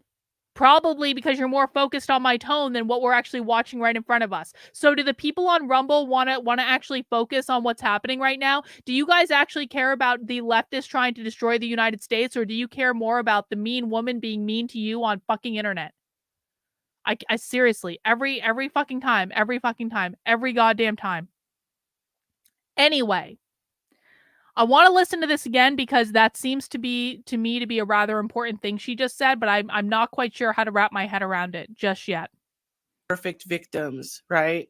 But the truest form of love that they show us is that resistance, is quite literally physically fighting for your people to exist, right? And we're called hateful for it, and we're called terrorists for it. And so if that's terrorism, if that high and profound form of love is what an entity like the United States calls that, then what is their definition of love? And we know what it is, and we know that it's worthless. So why on earth are we letting these institutions like the United States They're set still the complaining about my terms tone. Still for complaining what about my love tone on Rumble. is, or what hate is, or what evil is, right? We can't live like that. We simply cannot. And this, kind of brings up this something that I think about a lot, is that we are conditioned to understand love. Conservatives, every single time you waste energy complaining about my tone, you are utilizing energy that you could be using listening to what they're actually saying. So Lisa, I'm going to put you in a little timeout. You're going to have a timeout right now. So you can no longer continue to complain about my tone because I hurt your fifis in the fucking chat. Right now, as being, it's based on insecurity, right? It's based on feelings of inadequacy. Many times people don't consider love to be legitimate unless there is an element of jealousy or possession, right? Love itself has been turned into a property relation. And, like, proletariat. Well, there it is. Love itself has been turned into a property relation. Why might she say that? Pop quiz for the chat. Why did she just say that love itself has been turned into a property relation? Yes, this is correct, Stony Baloney. Conservative socialists will talk to you in the nicest terms you've ever heard in your life. I promise you, I know because I've been to their events and they're very, very nice at their events. Socialists will be super nice to you guys as they try to convince you to be socialists. Why did she just say that love is turned into a property relation? Because it relates to private property and capitalism is defined as private property? Because marriage and the nuclear family are considered to be private property? No, she is not delusional. You don't know how to speak socialist yet. You don't understand their language yet. You don't understand that socialists believe that capitalism is private property. Capitalism is private property ownership. The aim of marriage is to create a contract. Marriage is considered to be private property. Parental rights are considered to be private property. Love, the nuclear family, marriage is privatizing love, whereas love should be part of the collective.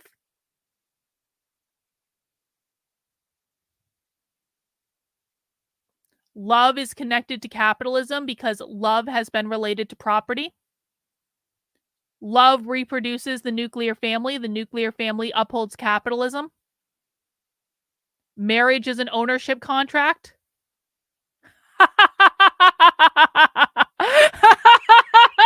Yes, congratulations, internet boyfriend. You agree with the socialists. Congratulations. Marriage is a contract. Capitalism has created the nuclear family, which instills marriage that privatizes love. Love and property equals capitalism. Well done. Well done. Libertarian feminists have been saying this and talking in depth about this for a very long time. This is not a new concept, and it's unfortunate to me that I don't see it talked about more. And Because it needs to so, be talked about more. yeah, like, and really, I think Red Nation needs to talk about it more, to be so real. As our relationships are ever shifting and fluid as we enter some very difficult times. We've got to be very, very critical about the moments when we are centering our pain and our guilt, or maybe our pleasure and our comfort over the broader fight, right? And I get it. We're human. We are not immune to propaganda. We are not totally, um, fortified against the world that we face every day. But let's be real. Like, let's be real about the consequences of letting that insecurity or that guilt or that hyper individualism overcome us. And like you, Levi, I'm very much a sucker for romantic love as well. I'm Tieran's in-house hopeless romantic. And so this is why I think about this so much. And think about it. I think about it every single day in relation to the political work, in relation to how we keep ourselves strong and hopeful, and how we keep, the fire inside us alive. I've been thinking very deeply, specifically these past few days, about the importance of self-love and how we reach that Well, that without doesn't seem very collectivist. buying into individualism, or selfishness. And Wait, wait, so wait, wait, wait, wait, wait, wait, wait, wait, wait, wait, wait, wait, wait, wait, wait. She said that she thinks about self-love without buying into individualism. Why might she think that's important?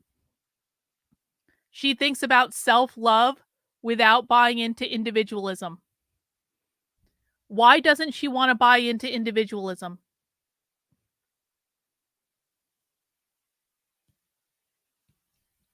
Well, she doesn't seem to think that self-love is selfish as long as she doesn't buy into individualism, right? Because individualism upholds capitalism, meritocracy upholds capitalism. It's greedy and selfish to focus on individualism.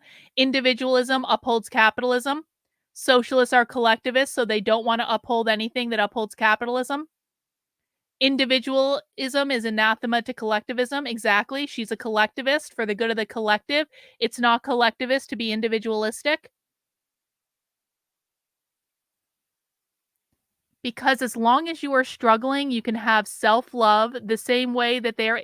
That's a really good point, Tayton, actually.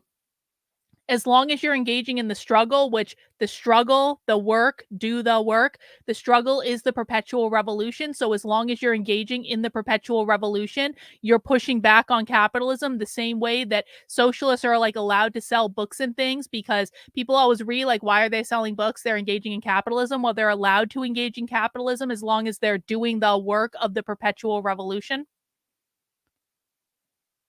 Individualism is considered capitalism to them because it goes against the collective. Yep. Well done. How do we parse through our conceptions, our love, and our deeply embedded like insecurities, and how do we try to like weave ourselves out of like the cocoon of guilt that our conceptions of love are like mostly shrouded in? It's a good one. I don't know. I think about John Trudell a lot, because I think he was like the first time, because he talks about Milo, vibrators are rechargeable, bro. Like, you can get something that plugs into the wall. You don't need. Okay. I know too much information. It's fine. it as like those insecure behavior patterns and like as those things, because that was the first time I think I heard an Indian talk about love, There's no like reason I other should than know that, like, by the way, like our love obviously. songs or our love stories, like Yep. outside of like Lakota stuff. Gotta But go environmentally friendly. I'm thinking a lot about what something Myra had said. It was like the idea of looking for love, like the idea that like we're searching for this love, and then when you started talking about like Wait, Palestine, it's like this is a good question. Does masturbation uphold capitalism? What do you guys think? I mean, masturbation would, well, let me think about this. Let's actually, I know this is salacious, like whatever, calm the fuck down. But like, let's actually think about this for a second, because socialists are collectivists. A lot of socialists are polyamorous. Not everyone who's polyamorous is a socialist, but a lot of socialists are polyamorous. Does masturbation uphold capitalism? I don't know. I'm gonna ponder that one, bot. Like, well, I mean, is masturbation anti-nuclear family? Masturbation is self-love. I mean, porn definitely upholds capitalism. Going solo for oneself is capitalist. Masturbation is about being an individual. I don't know. Let's think about that one. Rottweiler says, I'd say it does uphold capitalism because you ain't creating body. Well, no, but wouldn't that be that it doesn't uphold capitalism, though? Because, like, the act of having children, which can only be done through procreation, right? Like, of like men and women together doing whatever. And like, so when men and women do whatever, they produce children, which are the future generation of proletarian workers. But masturbation doesn't produce children. So masturbation does not produce the future generation of proletarian workers. So masturbation is basically socialism. You're all welcome. like it's all around us, like love. I don't Like know. if I we think it it's could like go it's either way. literally I all don't know if around us. I'm Like not to clear on be that like, answer yet. I think that might be a movie title or something like that. But it is like we can look to so many different fronts. We could look to like the Kanaka Maoli and their fight against Cook, or their fight for Red Hill, or like we could look to. There's so many places, like, and especially when we talk about like indigenous peoples protecting a majority of biodiversity, like around the world. Like it's all around us, like open your eyes, like wake up. But yeah, like the idea that we're looking for love, and then because I was taking notes, like that love is taking action, and even sometimes like violence. Something that I had thought about is like we all hear stories of like people or relationships or friends or maybe even ourselves. We've been in Glory holes a are part of the romantic collective. partnership or Mm-hmm. something, and like in what we call love, like we have like hurt each other, or we've like things have not worked out. And I think there's a lot of reasonings for that, but it's like I know people who have Yeah, destroyed Rumble's having all themselves sorts of and feelings hurt right now. themselves and hurt others in the name of love, Rumble's like right? praying a rosary It's right like, now. and when you were talking about like what's the United States definition of love, like possessiveness, ownership, like we replicate that. Like we've been colonized, we have been taught those things. Wait, So we were what? talking about like We've been colonized? Hang on, let me listen to that again. I was joking about masturbation in the chat. My bad. destroyed themselves and hurt others in the name of love, right? It's like, and when you were talking about like what's United States definition of love, like possessiveness, ownership, like we replicate that. Like we've been colonized, we have been taught those things. So we were talking about like it's not about as much as like learning what love is, it's about unlearning. And it's not as much like I tell my Oh students shit. this too. It's like, No, I pushed the wrong button. No, I screwed up. God damn it. Where the fuck was I? Oh no, we're back at the beginning. Someone rewind real quick and tell me where I was. Bot, can you rewind and tell me where I was? I did the thing where I screwed up the video again because I wanted to talk about this. In the future, we will all have sex with robots and they will be centrally owned by the AI government. But is that like So here's my question about this though. Like, who does that benefit? Does that benefit like the evil global? Thank you. Thank you. Internet boyfriend taking care of me again. So who does like who pushes this though? Like who benefits from this? Is it going to be like that episode of Black Mirror where like it's like the second episode of Black Mirror where they're like all like riding exercise bikes and like they live in these pods and they do all this consumerist bullshit? Like when they're not they ride the exercise bikes to produce like power or whatever, and they get credit for riding the exercise bikes, and then they can use the credits to like go on American Idol or something. I don't know. Hang on, let me find where I was. 3852. Thank you. Because I don't actually disagree with this premise, but I just don't understand how it fits into all of this. A dildo on a Roomba. Well, that would be interesting. I mean, there are women who use the washing machine and the dryer. Okay, I'm not going to say any more. They're, you've never watched Black Mirror. If you've never watched Black Mirror, you guys need to go and watch Black Mirror, especially the first episode. You have to start off with, what is the title of the first episode of Black Mirror? The one with the pig. You have to watch Black Mirror. Black Mirror will explain everything. Yeah, I mean, sex robots would be a capitalist product, but wouldn't it also like, if we're really going to live in like if we're really going to live in the socialist utopia though, like, wouldn't it be that, I mean, in theory, in the socialist utopia, we're going to have all this free time because we don't have to slave away to a profit motive anymore. And so if people have all this free time because they only have to go work in the field for like a couple hours a week, like, what are they going to do with all their free time? Everyone's going to be artists? No, everyone's going to be at home watching porn with the new AI porn bots where they can like type a prompt into like AI and get whatever AI porn they want with whatever fantasy they want. I mean, is it really that different from people who are already living on the internet today, except it's like you're wearing a VR headset and it's like much more real?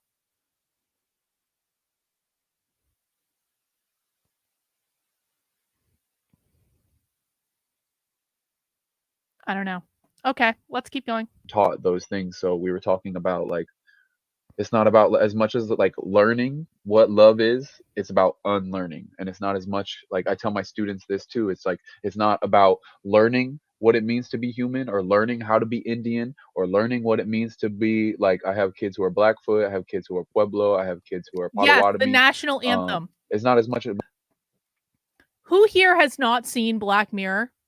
Out of curiosity, should we do like a Black Mirror like marathon for my month of narcissism in the Discord? Because if you guys haven't at least seen the first episode of Black Mirror, I feel like everyone needs to experience that at least once. You guys haven't fucking watched Black Mirror? Are you shitting me? Are you kidding me? Wow. All right, we're going to do a Black Mirror. We're going to do a Black Mirror marathon in my Discord of all my favorite episodes of Black Mirror. about learning what it means to be that, but just remembering.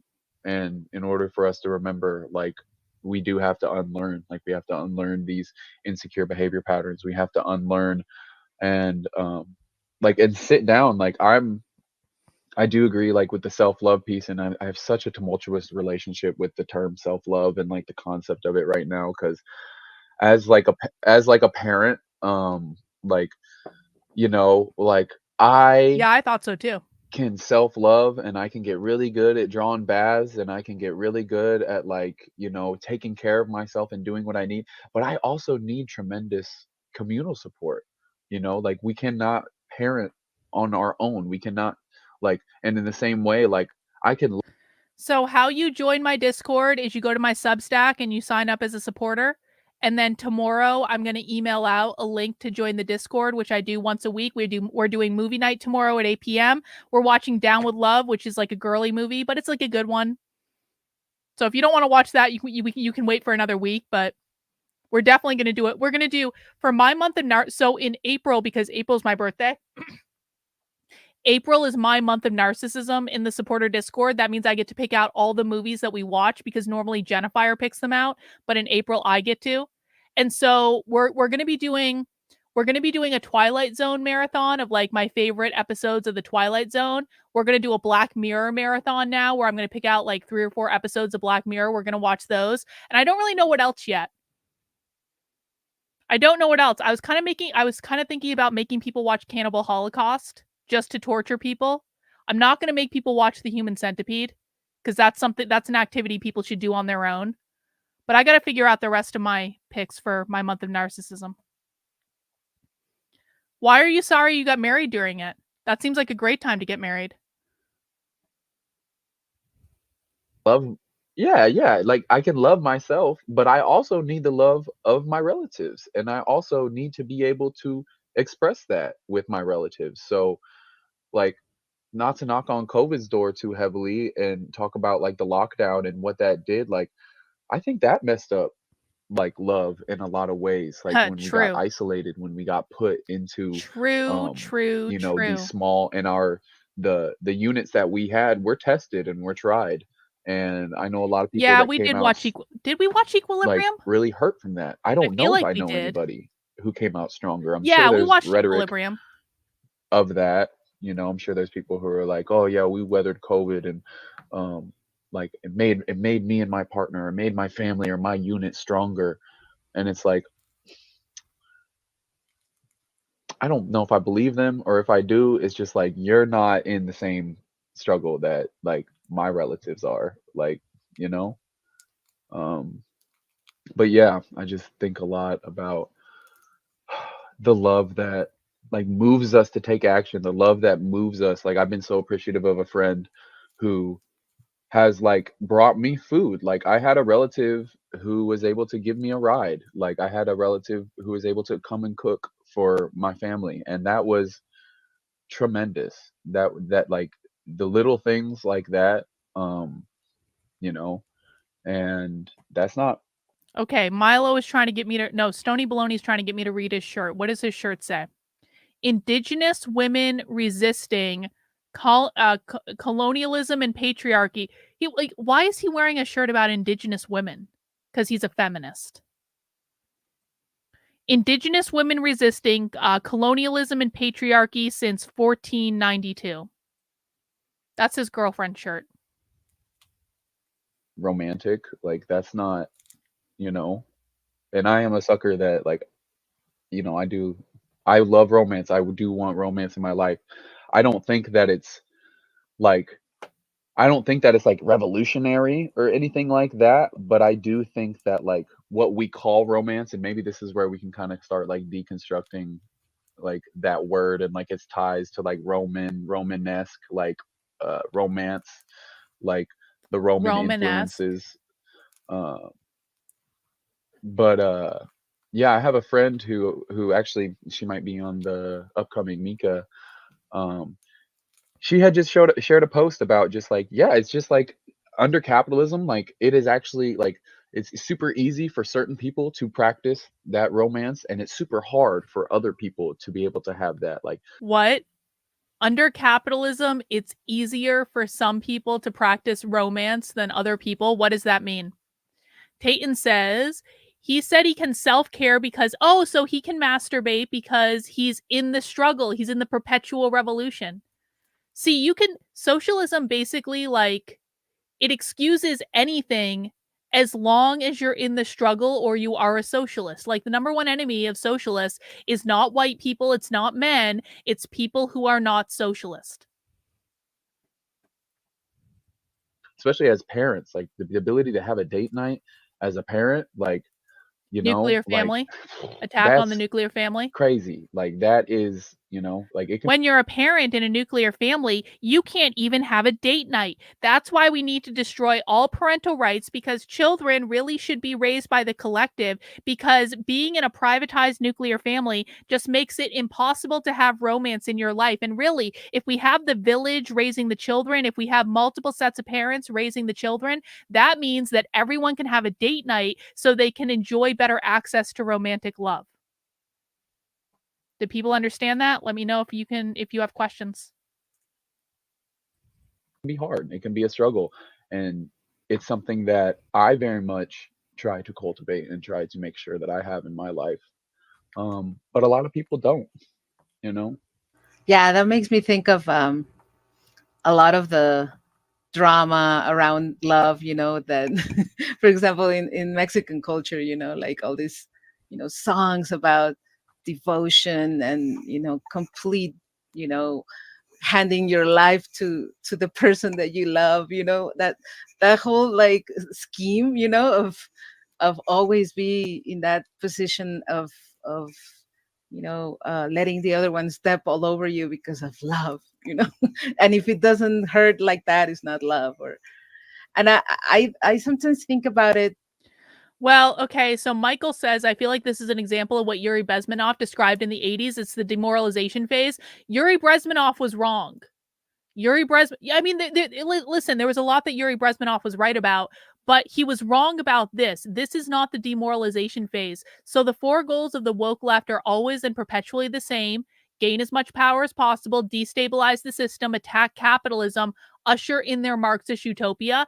If we were talking about Yuri Bezmenov's model, the demoralization stage would be like aligned with my with me saying destabilize the system. They're roughly the same thing. This is not about demoralization. Does anyone want to guess what stage they're talking about when in this video? Is it gain as much power as possible, destabilize the system, attack capitalism, or usher in their Marxist utopia? Which of the things are they doing? This is the attack capitalism stage, which we're going to start seeing a lot more of this.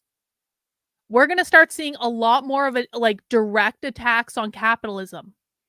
Because now they're about to, like, right now, what we're going to be seeing over the next couple of years is the first graduating classes of kids that have gone through K through 12 schools, their entire educational experience, getting programmed with equity from the time they were in kindergarten. And they're about to graduate from high school and college and go into the real world. That's the destabilization stage. When they graduate, they're going to be attacking capitalism. Because if they don't attack capitalism, if they don't undermine the institution of capitalism, which again is defined as private property ownership, then they can never overthrow capitalism and get into their Marxist utopia.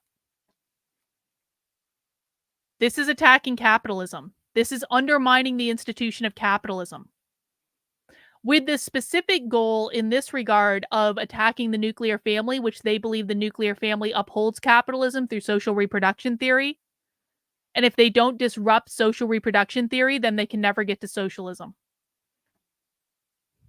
I try to be critical about how much that, again, takes away our own power, or at least it doesn't allow us to see love as power, but power in a good way, Love is but power. rather what draws, today to love has more to do with this aesthetic. And in that way, the aesthetic of how power can be exerted upon someone through the means of love or through the means of being chosen. That's another tricky one, right? Like a lot of this discourse about self-love and the fashion of this really fashionable thing about coaching and loving yourself and know how to be chosen and all that stuff. Like, to me, it just seems incredibly narcissistic and incredibly detached from, because it's not about collective love, from what really, if we really try to look down inside what gives us passion, and I don't know, it's almost like, and this is where I draw the connection between revolution and love, because you ought to love the other one and the other one's freedom so much as you love your own. What does that mean? Why are my closed captions on? What did she like? Okay, so pop quiz for the chat. She just says that the connection between revolution and love is because you ought to love the other's freedom as much as you love your own. What does that mean? What is she talking about?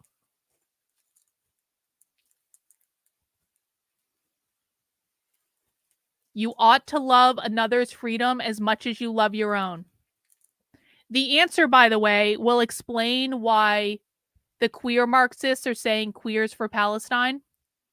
Even though the conservatives are like, why are queers for Palestine? They'd be thrown off a roof in Palestine. Don't they understand that? It's the same reason. Liberation from capitalism. Equity is freedom for everyone because it's freedom from capitalism. Circle liberation jerking. Fair enough, Adrian. She's talking about liberation from capitalism. There is no separation in the struggle, the perpetual revolution. Do the work. Love the collective. We are not free until we're all, no one is free until we're all free. No one is free until we're all free. You know, I posted that thing on Twitter earlier today where I was saying, like, why is fighting for feminism the same as fighting for Palestine? Because there's an abolitionist teaching thing coming up in Atlanta where they're doing this like feminist for Palestine thing. This is the answer. We are not free. No one is free until we're all free. And what would they want to be free of is capitalism, because it's about collective care. They believe that everyone is responsible for caring for everyone else. Love equals self-sacrifice equals collectivism. Well, only when we're talking about care of the collective, right? So it's not about like privatizing love and you just have two people and they're in love and they want to settle down and have a family and all that. It's when you're talking about your responsibility as a good little collectivist is to care for everyone else. Everyone in the collective must love all others in the collective. They're like bastardizing the whole I'm you, you're me collective consciousness thing. Yup, that's what solidarity is. James Lindsay just called The Economist Marxist. Well, we'll deal with that later. So it's more about serving each other. Love is more about an ethic of service. So a good teacher or a good person that loves you wants to empower you, wants to give you everything you need that they have learned so that you can continue. So it's not this love that devastates you or leaves you in the corner if you're not chosen. It's rather this love for social justice and social struggle, like, and that could be just as passionate, like, you know, Social that's another justice thing. in It's socialism. like it's good to feel passion about going out there and putting yourself out there for others, just as it is important for you to put yourself out there for the person you love. But sometimes it's just not valued like that, right? Like it's almost like it has to look in a particular way for it to be love, or it has to cost you a particular price for it to be love. And to me, I just feel like we just need sometimes to just realize that love is about being vulnerable and knowing that you're vulnerable and you need each other. And what You need each what other in one collective care. can, tell or cannot tell, the other one will. And in that way, it is about community. It is about struggling through the different takes on life, but in community. So that's why romantic love can be very much a dangerous way of looking at love, because it disempowers you. And again, when we were talking about that, romantic love is dangerous because it disempowers you, because it disengages you from the collective. Stony Baloney wants to know, why do socialists dye their hair unnatural colors? Pop quiz for the chat. Why do you think socialists dye their hair unnatural colors? It's not like you have to be a socialist to dye your hair, but socialists do have a disproportionately high number of people dyeing their hair. It's kind of like you don't have to be, like, not all people who are polyamorous are socialists, but a lot of socialists are polyamorous. They dye their hair to oppose the norm. It's queering hair. They also believe that gender is performative.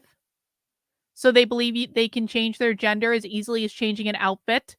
Nope. They are not mentally ill. Every time you retards say that they're mentally ill, you are missing the boat. And what does it say about you, Michael? If socialists are mentally ill and the far left has controlled every major institution in the country for decades, what does it say about you that you're losing to a bunch of mentally ill people? You must really suck, bro. If you're losing to a bunch of mentally ill people, you must really suck. Hair coloring is to go against the normative. It's to be gender non-conforming. Regular hair is normative. Disrupt the normative.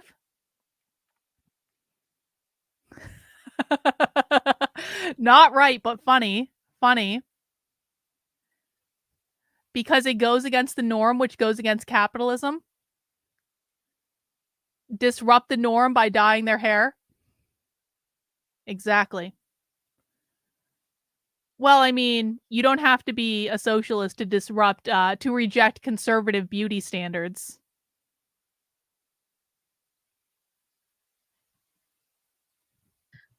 Also, as parents, like how you live by what you're saying, like, I don't think. Okay, breaking news. I'm done drinking the 11% beer that you guys have been cajoling me to drink for 2 days. So now I'm going to get another beer. So it's a great time for you guys to get another drink if you need one already. This goes a lot easier when you have alcohol. I promise you. But also, please make sure you mount the like button for me. I really do appreciate it. I don't think, and I don't mean to romanticize the past. What kind of beer? This is from Magnify Brewing Company, which is out of New Jersey, I believe. And this is an Imperial Sour Ale with lemon and raspberry and strawberry. So that's what that is. And the beer I'm going to drink next,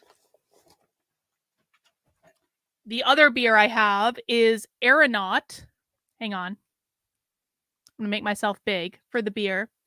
Aeronaut, and I've never had this before.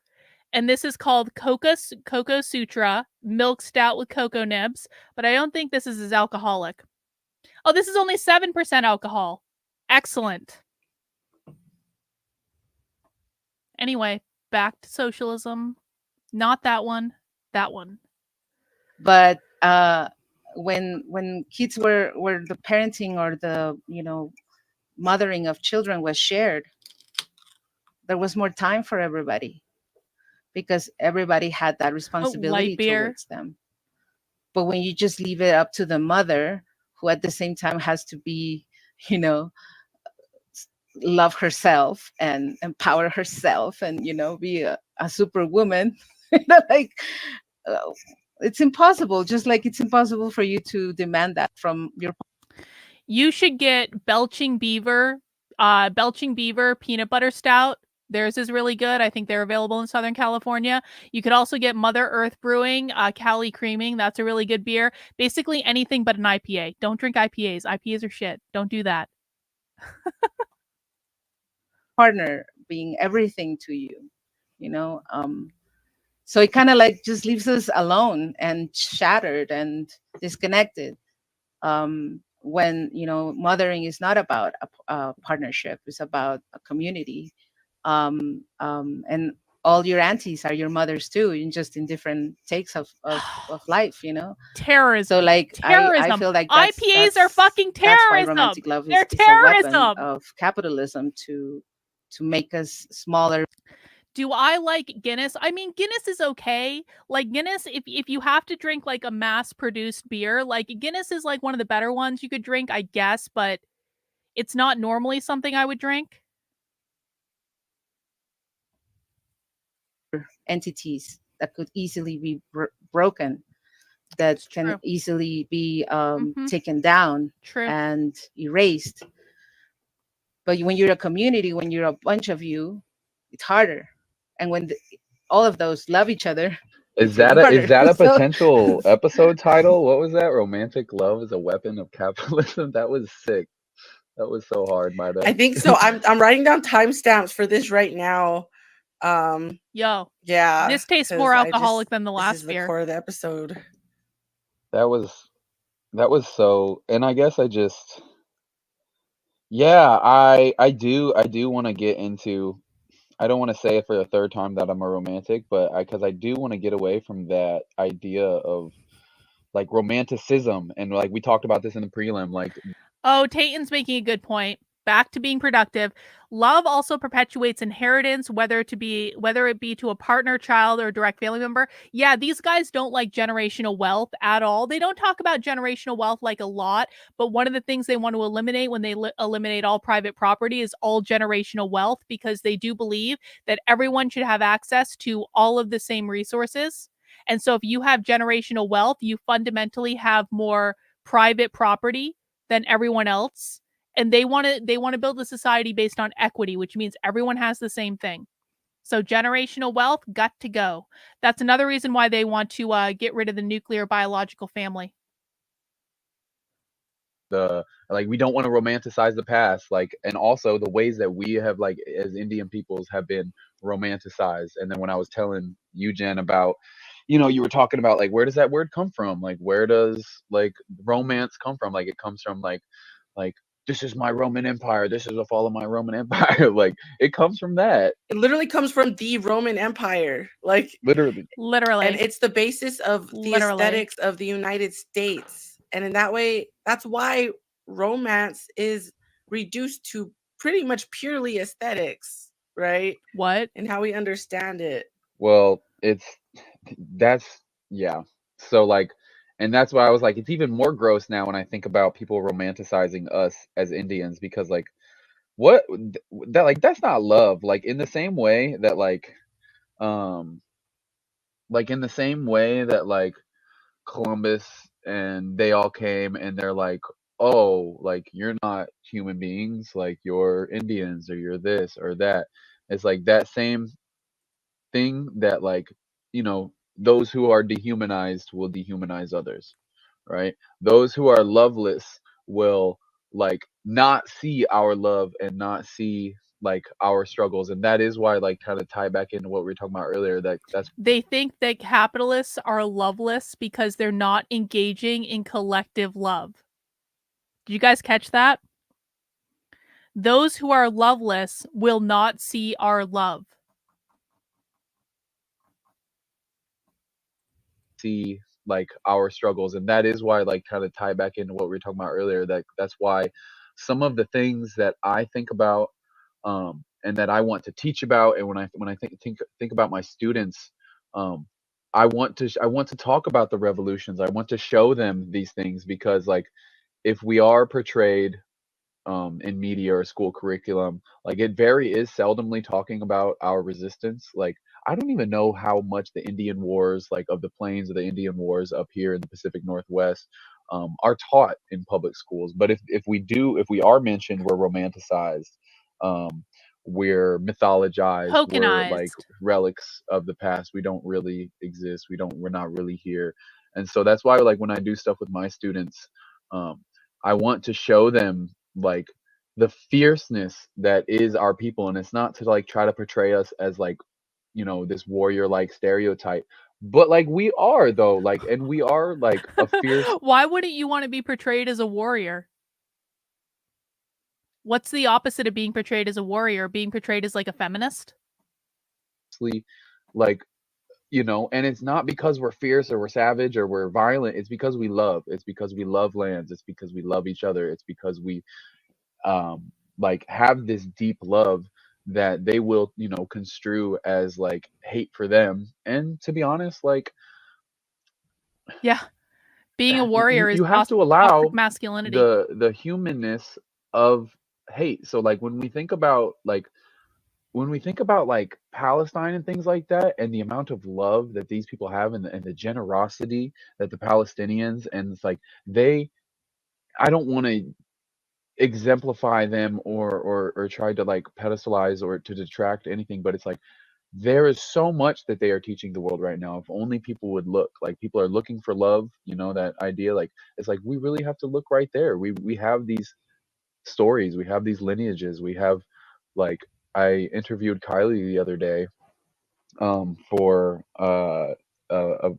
something I was doing on indigeneity. And she said something What's our towards the safe end word? about what indigeneity is, um and is not, and I'm literally just, let me pull this up here real quick. She said something about like we have such gen like beautiful, wonderful, intelligent, like creative people in our lineages. Indigiqueer. Um, Indigiqueer is our safe word. like I don't think of indigeneity as a spectacle, meaning it's like not for the consumption of. Yo, I don't do this every week. I do this 6 days a week, bro. I watch this shit 6 days a week for you. I am driving myself insane for all of you. You're very welcome. What is the socialist definition of love? Let's do a pop quiz for the chat. What is, based on what we've seen so far, what is the socialist definition of love? What do you guys think? Yeah, exactly. Hence the beer. 6 days a week, mother effers. What is the socialist definition of love? Collective care. What does collective care mean? Collective care. What does that mean? Collective care, collective sharing, collectivism and caretaking. What does that mean? Find someone that looks at you like an indigiqueer looks at land. Indeed. Collectivism, collective care, community, setting yourself aside for the collective. Collective care for everyone. What does collective care mean, though? Caring for the community and making sure everyone's needs are met. And this is what equity is, guys. This is their definition of equity. Every time you guys see like an equity department in like your public school district, that's what this means. Equity is the same as collective care. Equity means everyone has access to the same resources. Everyone has everything they need. The UCLA School of Education is running, they run this like I don't even know what it is, but there's like an elementary school within the UCLA School of Education. I wrote about it on the Substack, where they are teaching like 8-year-olds that equity means that the community has everything it needs, that everyone has everything they need, and that if you design an entire community based on equity, there'll be no crime, so there'll be no need for the police, there will be no money because everyone just has everything they need, and that we will basically get rid of capitalism, meritocracy, individualism, etc., because equity is making sure that everyone has everything they need. Another term for equity is collective care. Everyone belongs to everyone else. There are no parental rights under a society based on collective care because the children belong to everyone. Everyone is a parent to the children. Of settlers, like our love is not for consumption. It's also not for the consumption in terms of tourism or any sort of settler fantasy or curiosity. And she said, I don't think of it as a caricature. And keeping that in mind, indigeneity is like a very political identity. It's attached to a long history of resistance, and like we need to be taken seriously because we do have we have a lot of love in our communities. We have a lot of creativity. We have a lot of like just brilliant people. Oh, absolutely, Levi. Just going back to that appreciation, I think like people kind of miss how much love is in their life, and I am very guilty of this myself. Because when you spend so much time longing for that romantic love that we're all taught to chase, that really does not exist. Like let's be, it just doesn't. Romantic love doesn't exist? And a lot of people learn that the hard way, and sometimes it Wow. literally takes their whole soul to the point that they straight up stop believing in it.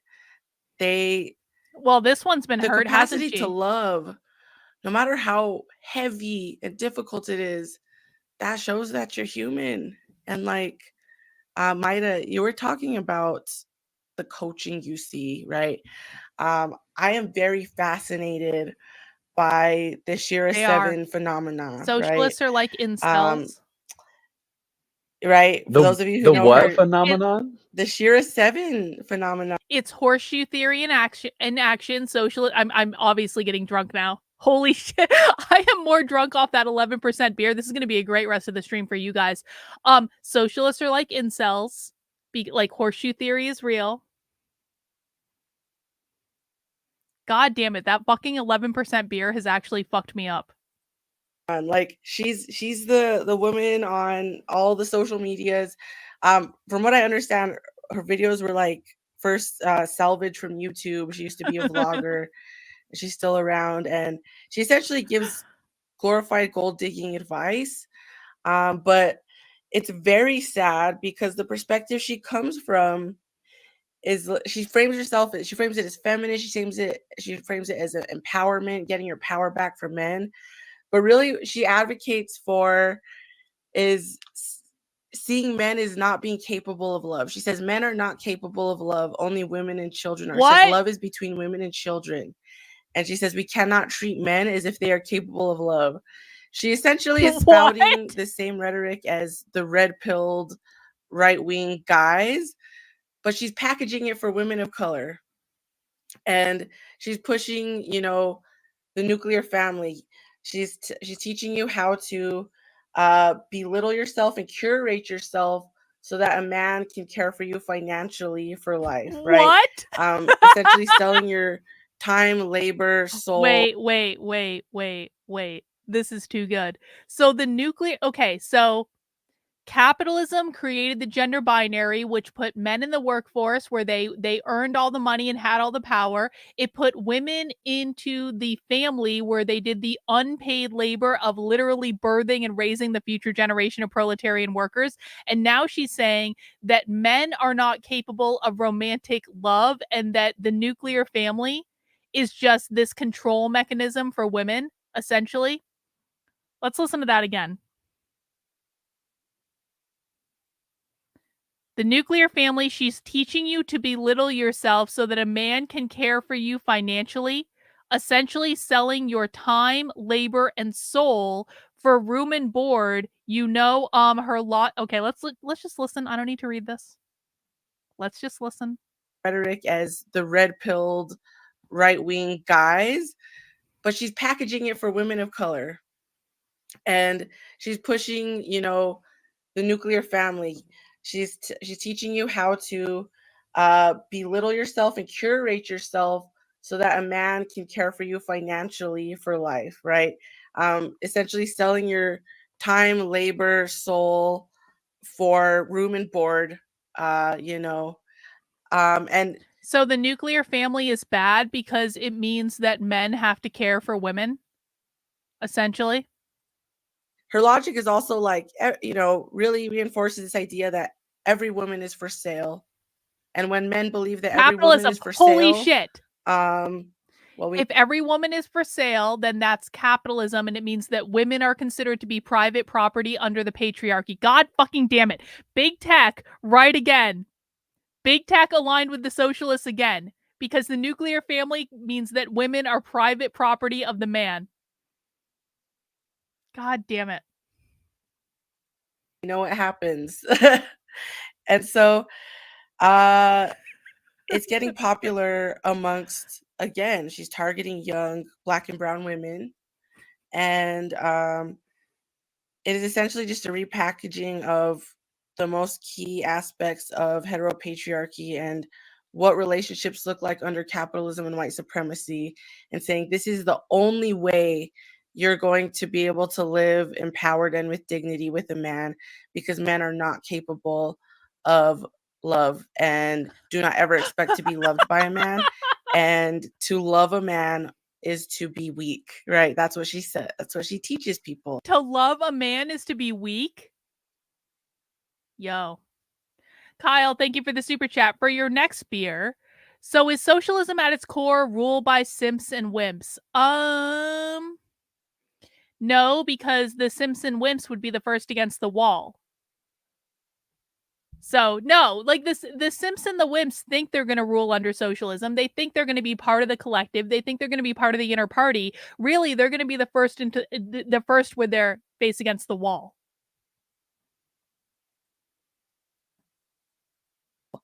And again, she's framing it as empowerment. She's framing it as self-love.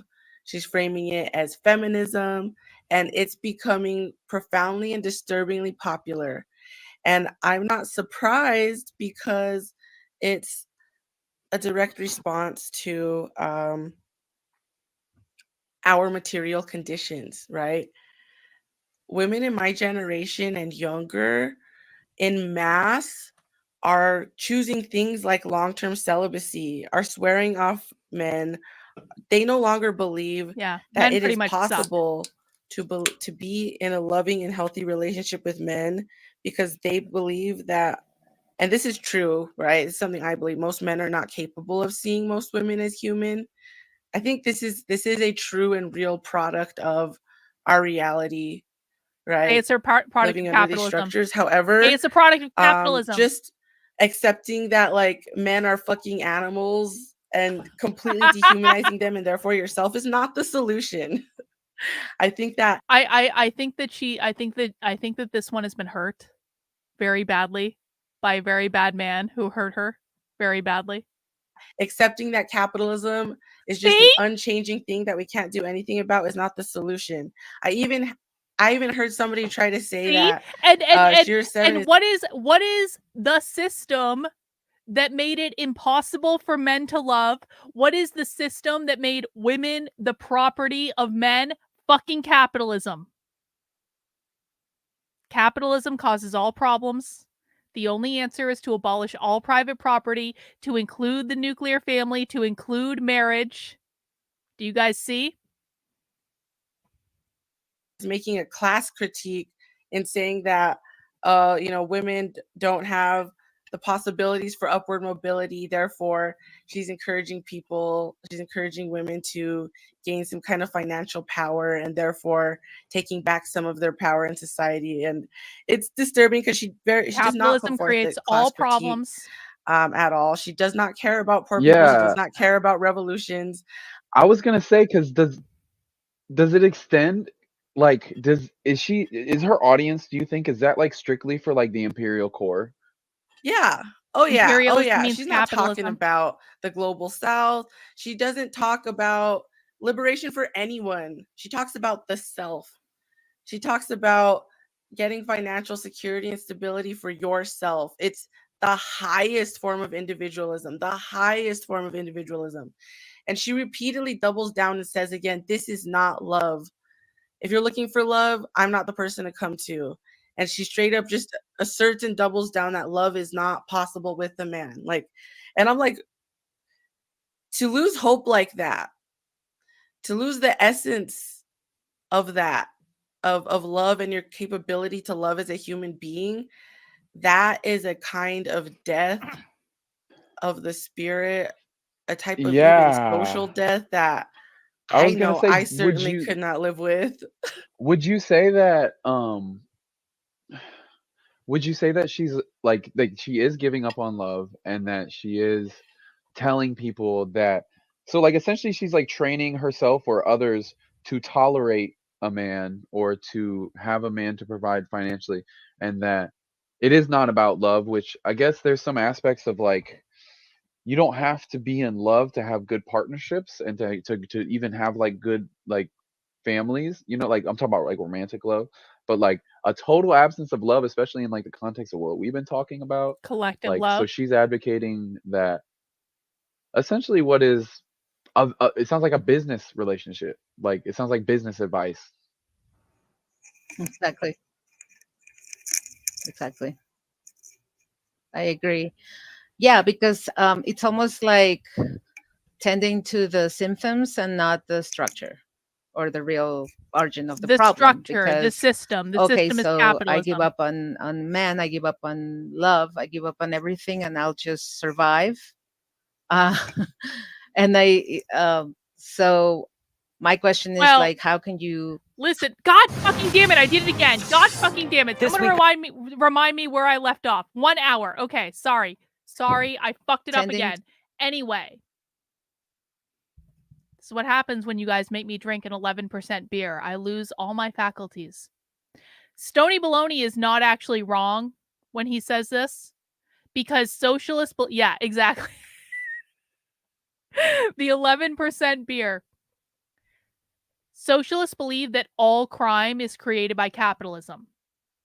They do. They believe that as soon as we abolish capitalism, we will abolish all crime. That's why they want to abolish the police. That's why they want to defund the police, because they believe that we will have no more need for the police if we abolish capitalism, because everyone will have everything they need. That's what equity is. Everyone has everything they need. And so if everyone has everything they need, there will be no crime. So very literally, they do believe this.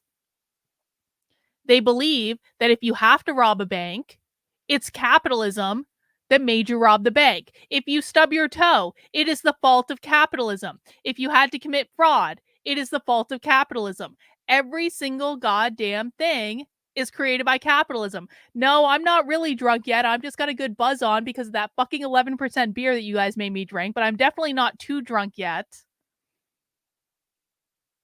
Ugh, no. Anyway. So if you get caught doing a crime, just blame it on capitalism. It'll all be fine. Everyone will have everything they need, so give unlimited drugs to addicts. Yup. Because under socialism, everyone will have universal health care. Also, all drugs will be legal, which I actually don't mind. I don't mind all drugs being legal. I think that anything you put in your body is your effing fault. So I agree with the socialists on that. But you'll have access to everything you need. You will, if you want to detox, you will have access to like the facilities to do that. If you want to stay on drugs, they'll give you access to that too. You guys know, like the Biden administration is like handing out needles to addicts in major cities. They already do this. I mean, libertarians have the market on hookers and blow, so we're going to be good.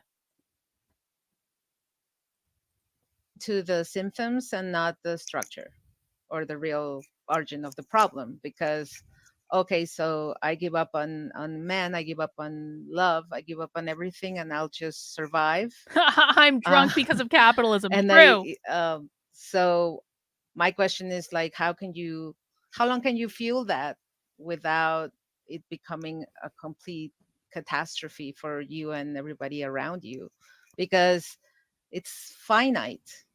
This planet is finite, resources are finite, and next thing you know, you just are running over everybody in order to keep yourself, you know. That, I think individuation is probably what's most against the feeling of love and solidarity and reciprocity, because everyone send me stops money trying to integrate. And if you send me money, I will buy more Imperial beers and I will drink more Imperial beers on stream. Come on, Imperial beers are more expensive than normal beers. If you guys send me a lot of money, then I could buy the bourbon barrel aged stouts and drink, and then I will get really fucked up. You guys want to see me really drunk? Like, like they're like, $20 for a good bourbon barrel aged stout. I've seen bourbon barrel aged stouts go for as much as like $60. Send in the depending on how drunk you want me to get. Let the super chats fly, man. So it's kind of like how how the United States has these policies like on immigrants and refugees, where and this is a lot what we were talking about, also about philanthropy and philanthropic capitalism as the only way to capitalism. So you only care about the other through giving them money, or if you go to a charity and do that, that's how you love the other one, which is also comes from a lot of of these Christian notions of oh god, a Russian imperial, oh Jesus Christ, to your neighbor, right? Like Rasputin. So this Christian reciprocity in a way, like, oh, I'm a caring person, so I go to church. And no offense, I'm not against anybody's church, but I'm thinking like, why do you have to go through the church? Or sometimes exactly, like you have to use that institution. Yep. I know what one you're sending me. How in today's age of social media, we have to go through our computers to say I like or I love, instead of showing up and looking at each other's and know by looking at each other that we love each other. We which is something that's really sad for, and I see it as a parent, these generations are not necessarily capable of have this encounter that is body, that is bearing, Thank you, disappointment Bill. I appreciate in it. somebody's eyes, when they're disappointed of you. um it's that vulnerability of facing the relationship, with your body, with all your being, is integrating all that. So love can also be incredibly hard and incredibly sad. You could be disregarded, and you have all this love to give. So I'm just thinking in terms of like how that is part of the structure. And the US, for example, in their policies with immigrants or refugees, is like they're kind of integrated Fuck you, Milo. citizens, right? But Fuck there's you. always that, they're No. always aliens. There's always not, they're not really us. So we'll just tolerate them, you know? So there isn't this false narrative of the United States as this nation of pluralism and welcoming and all that, which is how the United States portrays themselves out, from outside of its own prison borders. Um, it's part of that understanding that you are never truly integrated. The solidarity Thank you, as bot. mercy, as a token, like, oh, I'll be nice to you, and that's exactly not what love is, according to people like Che Guevara. Like for example, his passion for revolutionary thought was not because of thought in itself, but because he loved his people. So like you can only strike for that revolution if you love completely and passionately. You love each other.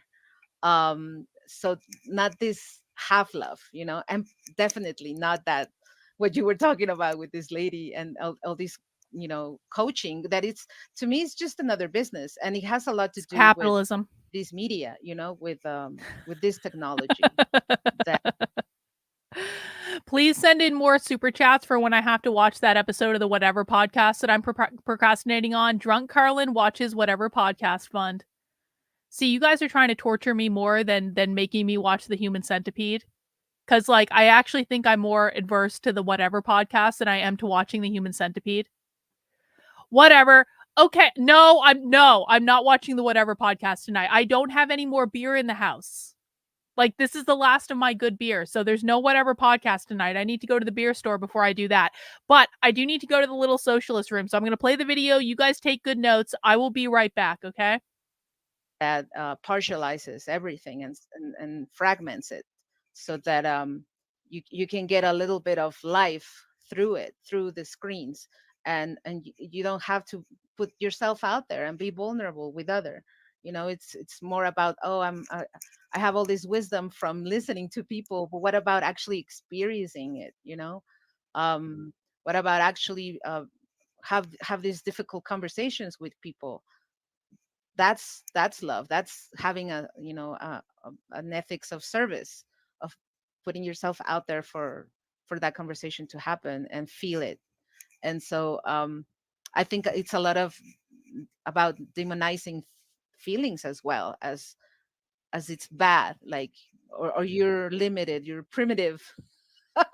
you know and we're not, we need that touch, and we need to feel, and so like there is there's nothing there's nothing bad about uh um, you know the emotion of love, being it bad, being sad, being everything. That's love too. you know Crying is love too. Grief, it shows that you care. And so like it's not a weakness to care. It's actually, it takes a lot to care. And so I think it's just a way to bypass all that, so that we get into this realm of buying and getting your fix. So it's like this notion of love as an addiction. That's kind of how I see it in capitalism. Like, oh, you just go get your next fix, or oh, this is the Okay, new I'm back. thing, the new answer. you know, the new. So like it's endless. It's liberalism right there. And it never really solves anything. It never really gets to the core of it, which at the end is about how we're isolated and we're alone, and we're just looking to survive in Oh man, capitalism. absolutely. Everything you just said just really, really hit home. Like it is this demonizing of feelings because someone like Sheer Yeah, as a reminder, we are watching Down with Love tomorrow in the supporter Discord because I whined enough that Jennifer gave me my way. Down with Love is a super fun movie. It's got Ewan McGregor and he's pretty hot. And so, but it is actually a really fun movie. So we do trivia, we do music related to the movie. Come join us in the supporter Discord tomorrow at 8 p.m. to watch Down with Love. 7, she's like, it's Which is weak to actually love, it's weak. appropriate, isn't it? It And worked out actually, really anyone well. who's lived like, I feel like anyone who's lived life, when they're really real with themselves, the hardest thing to do is to let yourself feel those feelings, to let yourself be vulnerable. It takes so True. much strength that people will do anything and everything in their power to avoid doing it. It's the True. highest form of strength to let yourself be vulnerable, to feel your feelings and to act on them. That's the highest strength and courage that there is. And it's beautiful. And, the way we don't accept them or the way we are intimidated when somebody stirs these things in ourselves, like, to me, that's indicative of a soul in pain, and a kind of weakness that is yet to be overcome. And I've been made to feel weak and lesser, or sometimes too much and irrational for the way I feel, for my very strong feelings, for the way I love. But now I'm like, this How do is you love? my greatest gift. This is the best part of me. This is like the core of me. This shows that I'm human and that I'm full of love to offer everyone, including myself, and it's been quite a journey. Yeah. And like, and we are, and you are, like, and I fully agree with you. Like, I was laughing and I muted myself so I wouldn't be too loud, but I was really laughing when you were like, have you like lived life? Um, because like, and I do, and honestly, like, Jen, you are someone that I really admire for the ways that like like I think we Why are should you all guys have talking like a about quote thongs? unquote Wait, like hang hopeless on. romantic in us. What happened when I was gone that you guys are talking about thongs and like underwire bras in the chat and shapewear? Like, did I miss something? Underwear is part of capitalism? Oh, bot, you did it. Okay, I understand now. It's not in terms of I like don't it wear drives underwear us or like bras, so I crazy don't if know. we I don't don't find know. I that, have but no just in terms concept of of how like this the is part of not giving up, capitalism because like the I not don't giving fucking up buy them. on love, like the not giving up on uh because I mean I think that's something that like when we're in prayer or like we talk a lot about like this way is hard, especially when I hear Thongs are the people who are like patriarchy? sober and like years Yes. sober, and like whether we're in ceremony or whatever, there's Yeah, just I'm like resisting the this way is patriarchy. It's hard, true. like this way is hard, like, and they Colonize they me harder, acknowledge that, and daddy. they Ah! acknowledge that it is incredibly tough, and it can be hard, and it can even kind of like break us and hollow us a little bit, but it's also beautiful. Like, it's also a very beautiful way to live, and we deserve to have that. We deserve to have that beauty. We deserve to have the healthy like relationships. um and I mean, I'm just thinking as when like especially when like Am I a bra burner? No, I'm not a bra burner. I'm not anti-bra. I just think that they're annoying and I don't wear them because I don't I don't really need one. So, no, if you want to wear a bra, wear a bra. I just don't want to. Underwear supports the bourgeois, probably.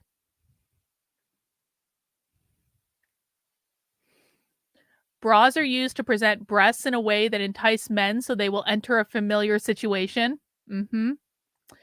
do bras really keep boobs from sagging though, or is it, I think that's a myth because mine definitely don't.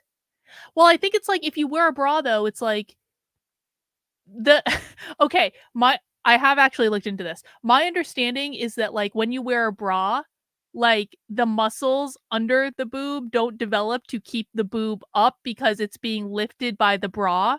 And so you're actually more likely to get saggy boobs if you wear a bra than if you don't wear a bra. So I definitely don't have saggy boobs. I'm just saying. If like not wearing a bra makes saggy boobs, that has not been my experience. Like when I think about Palestine, that's been a personal gauge. I've noticed, like, because I'll be like honest, like I've been down bad, like emotionally, mentally, for it feels like a while. But when I think about Palestine, oh no, did we just lose? Okay, good. Well, I When I think it think about can, especially if you're Palestine, like working out the that chest, was right? a gauge of a meter for me. All Like I right, we're was way off numb. I track was now. so No more numb. talk Like about I boobs. I was not Focus, allowing focus. myself to feel the things, or I was trying to just make sense of it. And um I realized, like, as a man, I feel like something that I need to constantly do is a lot of unlearning and a lot of checking in and making sure that uh, Yes, as a man, you need to do a lot of unlearning about your toxic masculinity. um I'm not bottling, and just not even like that men do this. I know a lot of other people do, but just like the bottling of feelings. I've always been a bottler. I've always been someone that pushes them down until like they come popping out. And historically, and like for me, it's been not good when I stuff things down. So something that I'm like working on is, yeah, kind of like what you're saying. Like, it's okay to have these feelings. It's okay to have big feelings. And I think a lot of times people are taught, like I know a relative who was taught that their feelings hurt people, like that the things they're feeling could actually I've hurt been and taught by kill conservatives that somebody my that they tone love, hurts them. and that if they don't I am oppressed by control their conservatives. feelings, if they don't control themselves. And it's like, well, it's not feelings.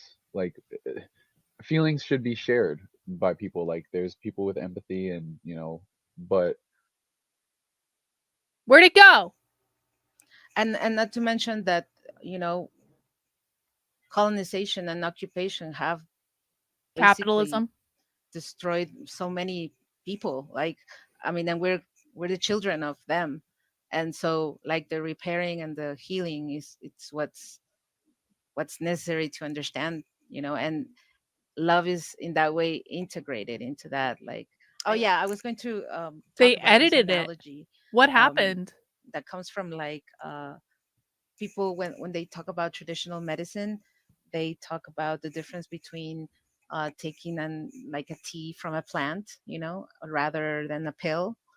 And a What? pill, even though it is a chemical, just like the chemicals in the plant, comes like as like alone. It's just a chemical, like, in a lab, taken apart from the other different ingredients and aspects of the plant. And so when you take it without all that, and you take it sort of as to treat something, like, specifically. And but all the other elements of the plant are disregarded as not important. And so traditional medicine is about that holistic integration. So, like, the plant has everything in it to do what it needs to do. And so when you take it in, it's healthy that way. It's not triggering your stomach to deal with that particular chemical element, and it's, isolated from everything else, and therefore contributing to other diseases later on. So, what I'm trying to get at is that love should be integrated like that, should be about integrating, as plants, when we take them in, work and function. So it should never just be about yourself or how you want to be loved, but rather how the community needs love, and what is it lacking. And I think it was coming from thinking about trauma mental disease and things that have to do with something that's always historically harder to understand and harder to deal with.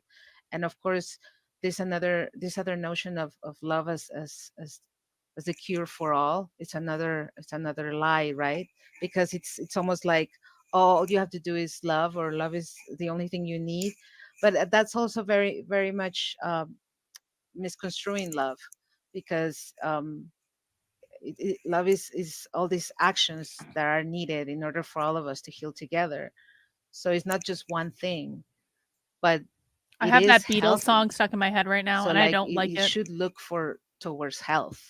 So but health has this integrated um, of many different things that involve our bodies, our socialization, our families, our groups of friends, and everything else that encompasses a good life. So all of our other kinds of love that are not partner love, like brotherhood, sisterhood, Fuck you, Tom. Now I have Yellow with Submarine in my more than head. human beings, and spirituality. Like, that's health to me, and I understand it as very loving that way.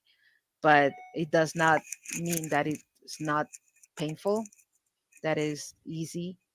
And in that way is definitely not just a pill that you take, or something that you can just go purchase.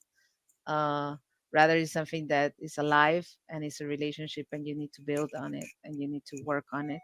And I think that that's the hardest part right now, when you see a generation that is not willing necessarily to give much opportunity for love, which is where I think you were drawing from. And it because it's because doesn't want to be vulnerable, or doesn't want to feel something that's painful. And so I think that's, yeah, I don't want to like keep going in loops. I'm just saying that it really is about digging deeper into all those spaces that are not easy to understand or to deal with. And that's why we need each other to do so. And of course, it's better to have instances such as counseling and that kind of thing.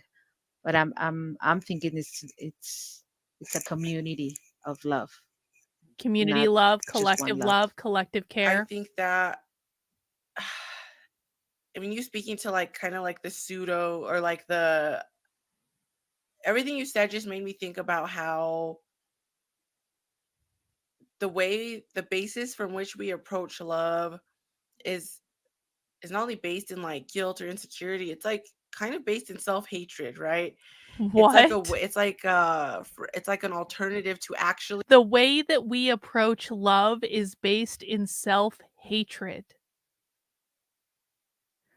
All right, let's see where this goes. learning how to love yourself. And like I personally like grapple with that all the time. I'm constantly looking to other people for validation, and like I'm like I need to bounce my ideas and thoughts off someone else so I know that I'm not crazy, or so maybe they could help me understand things. And like of course those conversations are always going to be so important and necessary, but I guess this is just to say that romantic love is kind of framed as the alternative to true self-love, and that What? individualism is framed as the alternative to true self-love. And it's sad because like Individualism is the alternative to true self-love? Because the only true love that exists is the collective? Is that right? Rottweiler, I'm looking at you. Why is individualism the alternative to true self-love?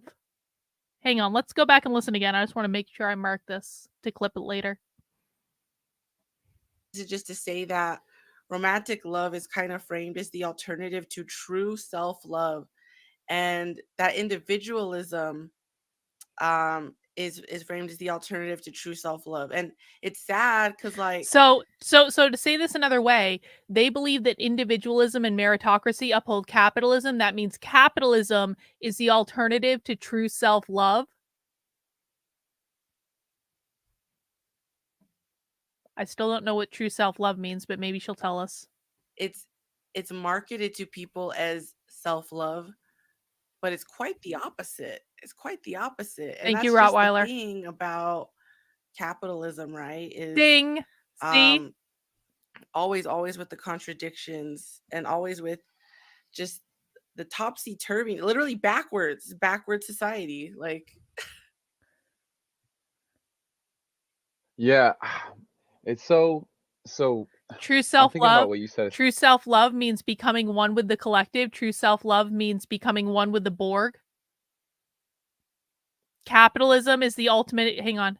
Capitalism is the ultimate expression of individualism. True self-love is collective love. Romantic love, I don't know about that. True self-love is about being part of the collective. You don't love yourself if you don't love everyone. You know what? You know what it is? It's like the same thing. It's the same thing as like the the queers saying like queers for Palestine, like no one is free unless everyone is free.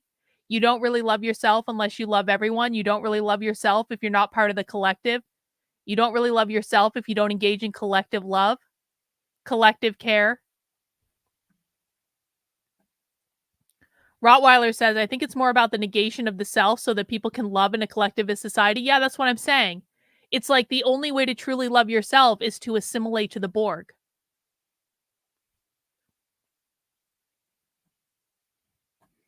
If you truly love yourself, then you will love everyone in the community. Everyone. No one is free unless everyone. Okay, no one is free unless everyone is free. No one loves unless everyone loves.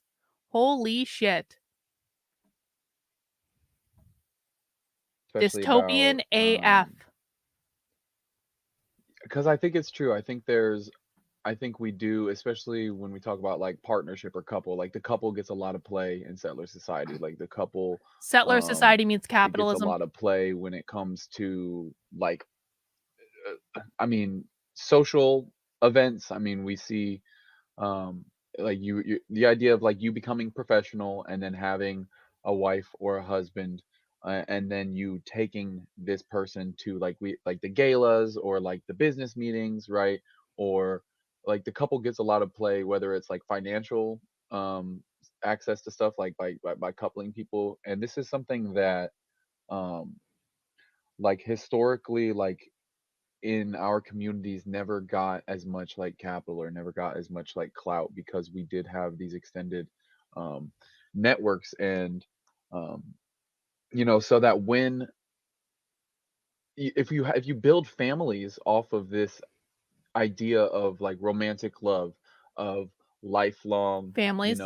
one and only, and a lot of people do tend to like project their insecurities or find or use it as a blanket. Like I've experienced this just in my own life where I've had a like a partner where I ended up feeling like a security blanket. Like, Partner, there's a non-gendered. balance between like sharing emotions, validating people, holding space for feelings. And then it got to a certain point where I didn't know how to describe it other than I just felt like, like those weighted security blankets that like people with anxiety and stuff use. Like that's kind of how I had communicated to her that I felt like I wasn't really being seen, or that I wasn't being held in the way that maybe once we had, but that I was just somebody there to like weigh down and to reassure.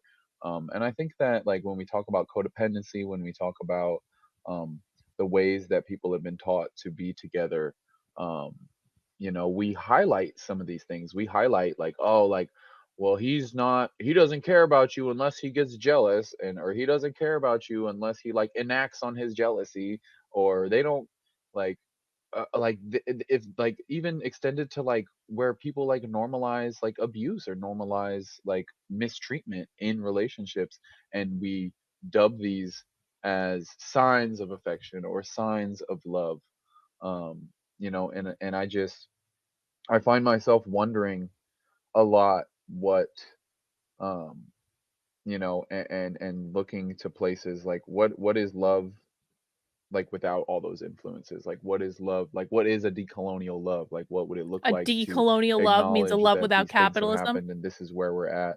And you know, Decolonization not a means moving removing back. capitalism. I think a lot what Mika had mentioned, and we'll talk more about this hopefully on the parenting episode. But Parenting? you What? know, she said something like, you know, black and descendants of the transatlantic slave trade, like they're trying to do something in terms of parenting that has never been done on this hemisphere, like in terms of like their relations and their histories, like they don't have that connectingness. And I think about like we are trying to do something that hasn't been done. We're trying to figure out what it means to love ourselves and to love each other in ways that are deeper, in ways that lead to unity after having like an apocalypse visited upon us. Like we're living in a post-apocalyptic society where um, What? you know, and if you think about like all the apocalypse movies, like We're living in a post-apocalyptic society? What was the apocalypse? Did I miss it? What happened? I can't really think of any that are a love story. I think the closest one that I can think of maybe that I've seen is The Road with I think it's actually about Cormac McCarthy. I can't remember his name, but it's about a father and a son and they're like traveling on the road. The last You can't think of hang on. You can't think of a dystopian movie that's a love story? Seriously? The Giver is a love story. That has love in it. What other movies have love stories? Brave New World has love in it. 1984 has love in it. What else has love in it? I mean, The Hunger Games has love in it. Blade Runner has love in it. What is that movie? What is that movie? Walking Dead has love in it. Equilibrium has well, I don't know that The Secretary is a dystopian movie, but The Secretary is amazing and definitely has love in it. Gattaca has love in it. Well, Dances with Wolves isn't dystopian, but it does have love in it. It's a good movie. The Matrix has love in it. What is that movie? Oh God, what is that fucking one that takes place in Chicago? Where they all get separated into the different classes? What the fuck is that called? The Human Centipede does not have love in it, Bill. Fuck you. Yeah, In Time. In Time is a good dystopian movie that has love in it. What the fuck is that movie with that girl? God damn it. I have it in my... Hang on. This is going to drive me crazy until I look up the name of this movie. What is the name of that fucking movie?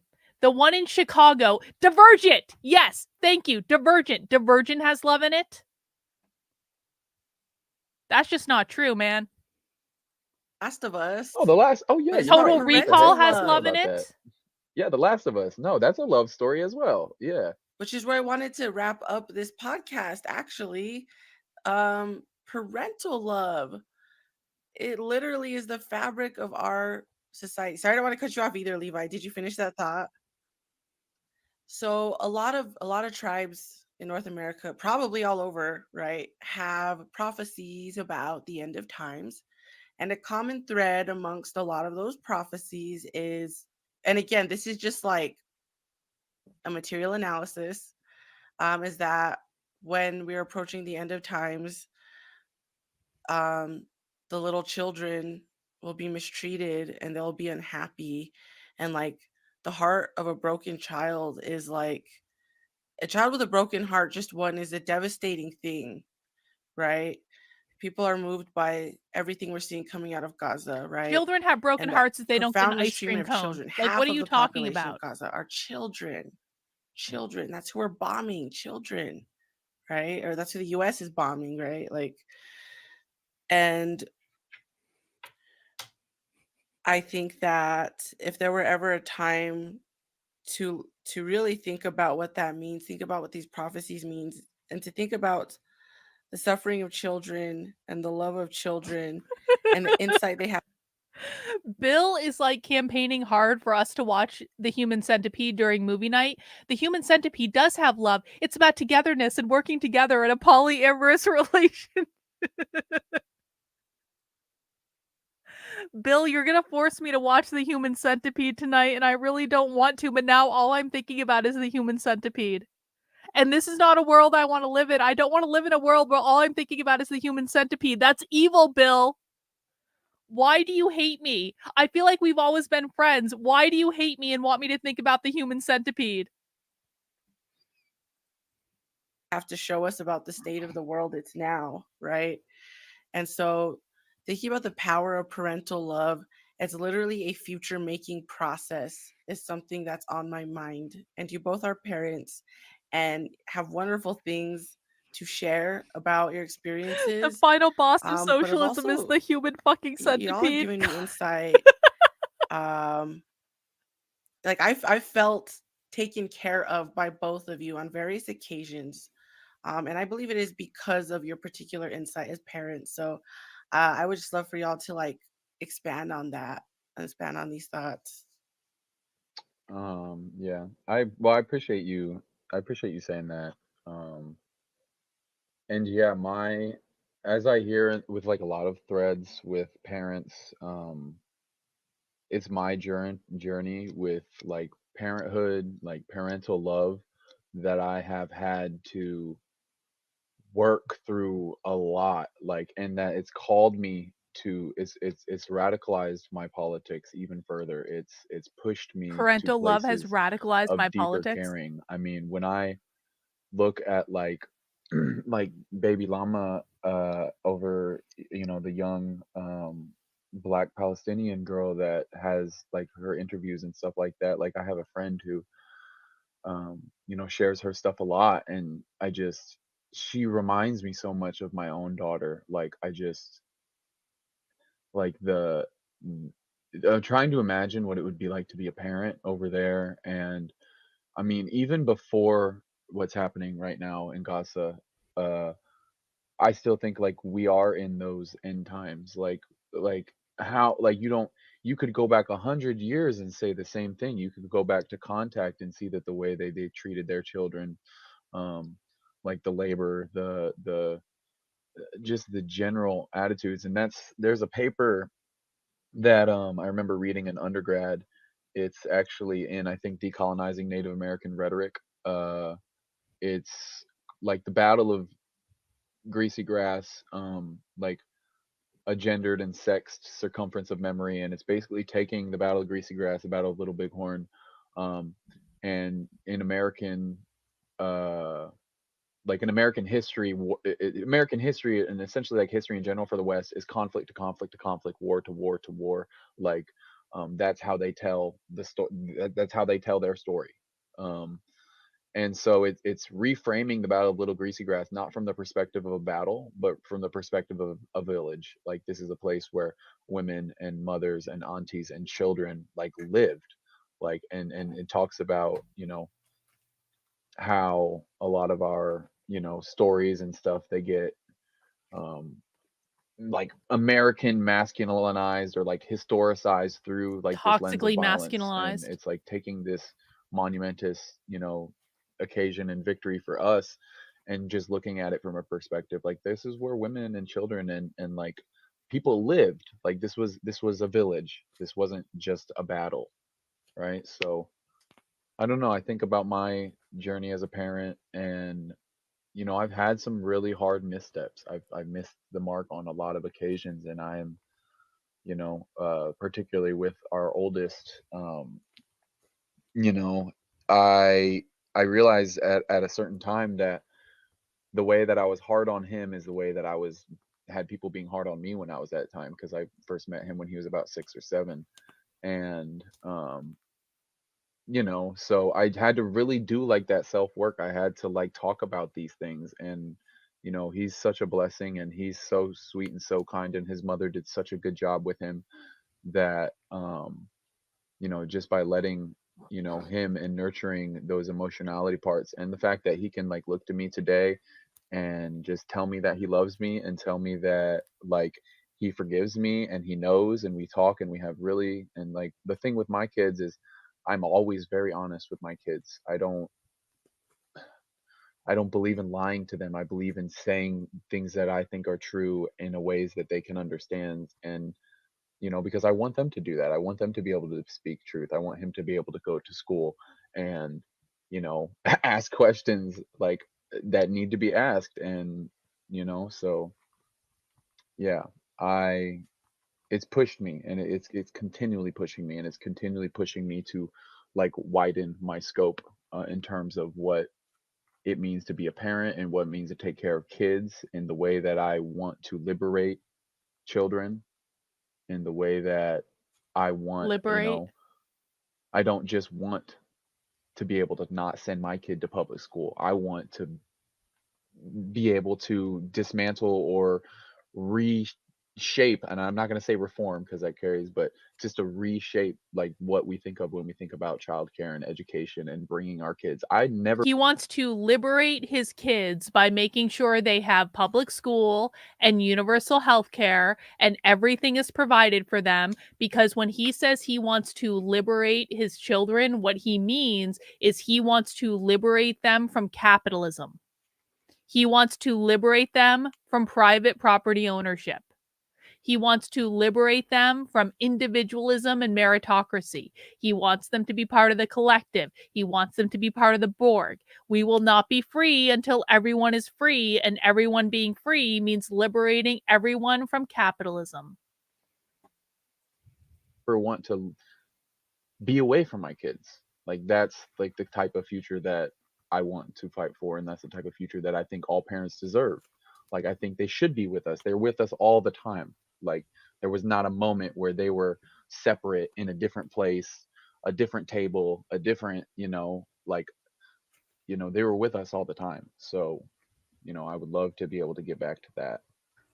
It's true. And thank you for that question, Jen, because yeah, I think I think being a woman and being of this, generation of different feminisms, I think one of uh, the most misconstrued or confused sometimes takes on feminism is when there is this notion of women being able to decide not to be mothers, decide not to parent, and it's sometimes demonized as well, right? um, of course it has to do with the culture that you are a mother in, and as it was said previously about Palestine and surviving genocide, um, being a parent and being a mother, um, coming from that experience, it's it's life affirming, is the revolution, is the way to be. You have to pass on life, you have to be a mother, you have to remain, your culture, your your whole being is attached to your community, so you have to have kids, you have to be a mother.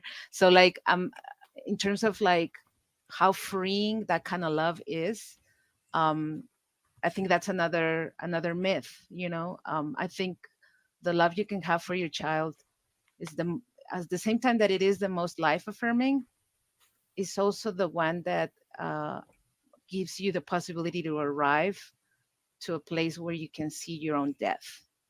And what I mean by that is that you love so much. I mean, it's the biggest love, and that's why it's also the beginning of your death. You know what I mean? Like because you're passing on life.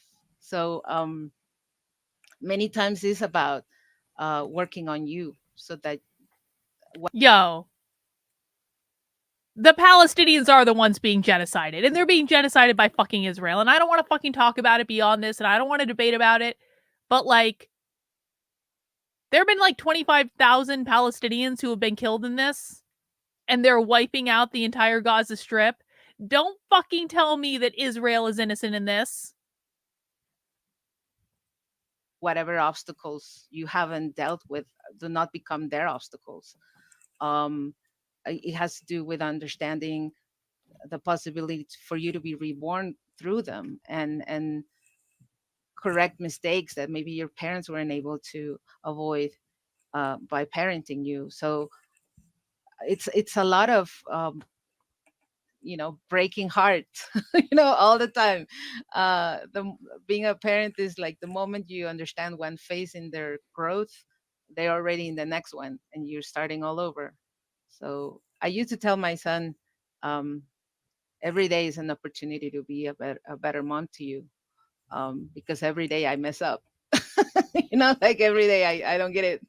So uh, that's why it's like the closest, I think, the closest thing to understanding your limits, but also your power. And one thing I love about the love of children, the one they give us, is that they're always showing you um, how easy it is to let go. Like, for example, if they fall and they hurt, and they're little, and they cry so hard, like they feel it, right? Like it's the end of the world. That moment is the end of the world. But they have that elasticity to the next minute they're laughing just as hard.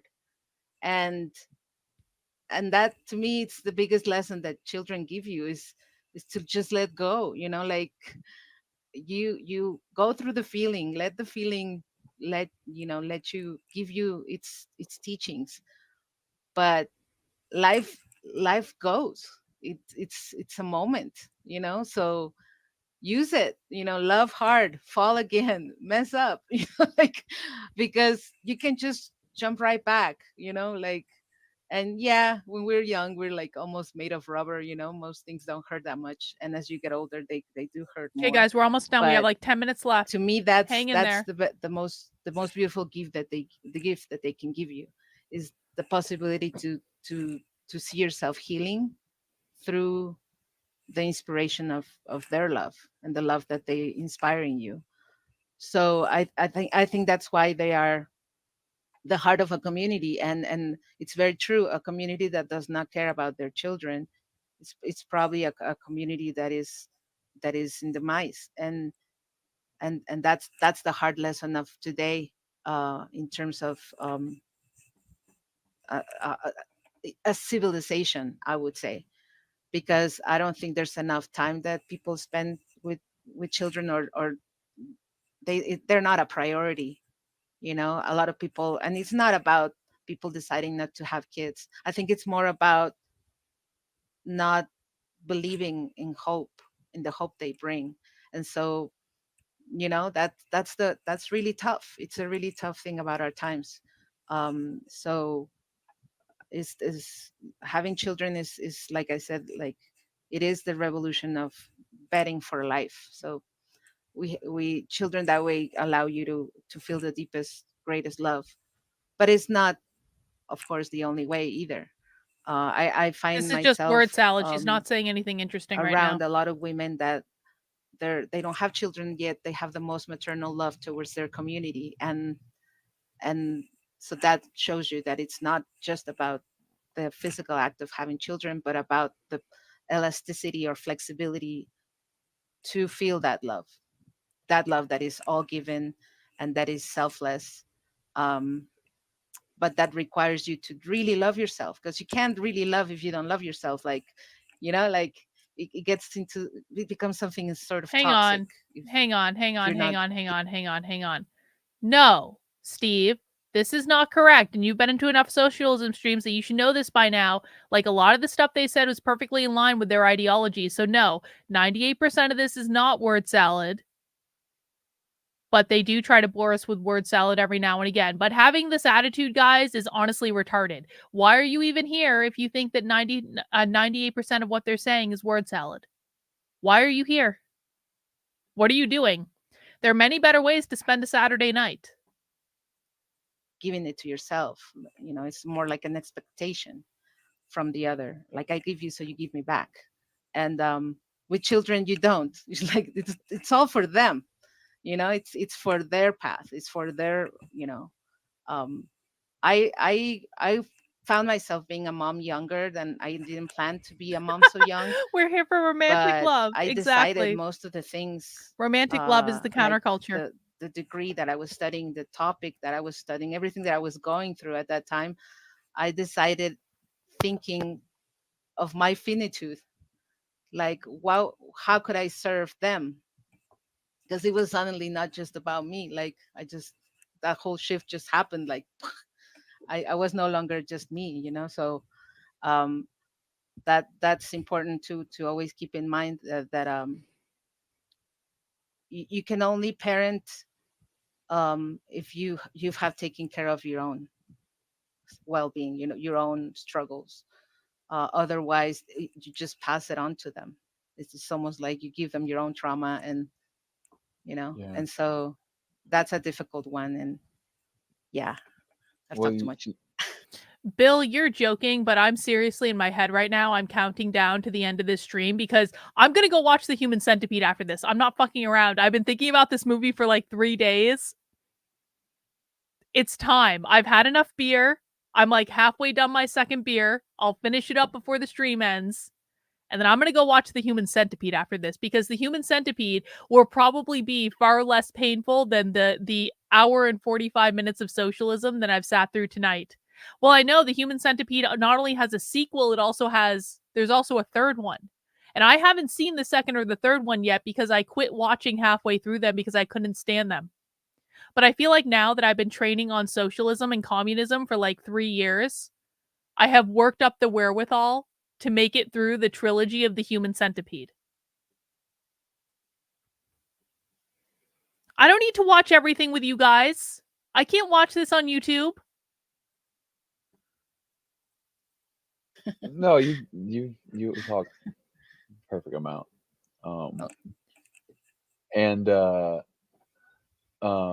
but with something you said about like the self love that I kind of do want to touch on, like especially before we end, is I think there is like we bash on like individualized like notions of like self-care and self-community, but there is something to be said about self-love, like especially as you were talking about that, like because there's elements where it's like it is true, like we have to love ourselves if we want to love others, and we have to embody that self-love that we're willing to get from others, to and especially I think about it a lot like this when someone had told me that the voice that we have in our head oftentimes is not our own, like you're not the voice in your head, like you're the one who hears it, and that the voice in your head is often the voices of those who raised us.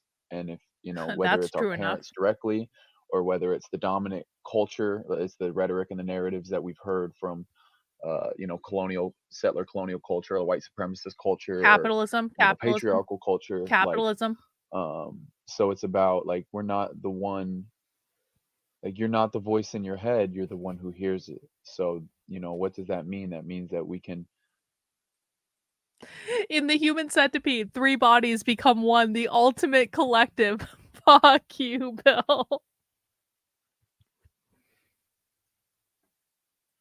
The Human Centipede Self-love is to the me, ultimate form of and socialism. when it comes to parenting especially, is making sure that I'm doing the work to re to reteach the voice in my head, or to try to shift it in a way, whether that's like very intentional, like mirror work, like you wake up in the morning, you get your water, like you say thank you, you bless your water, you thank it, like you talk to yourself, something that my uncle always says, that when we're just out and about or in ceremonies or whatever, in groups of people, he always is like, in case no one's ever told you today, he's like, I love you. I love each and every one of you.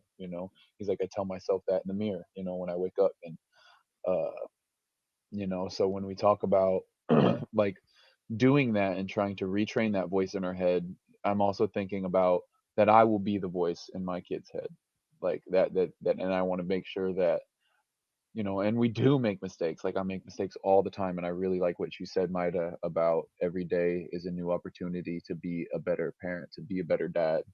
Like, um, because sometimes the mistakes and I dwell on them personally. Like I'm trying to learn to let go, as you were talking about, so but I'm a person who cringes at stuff I did in middle school. Like I'll like you're in bed minding my own business, and something I said or did in middle school will come up, and I'm just like, all right, well, I'm not going to sleep now.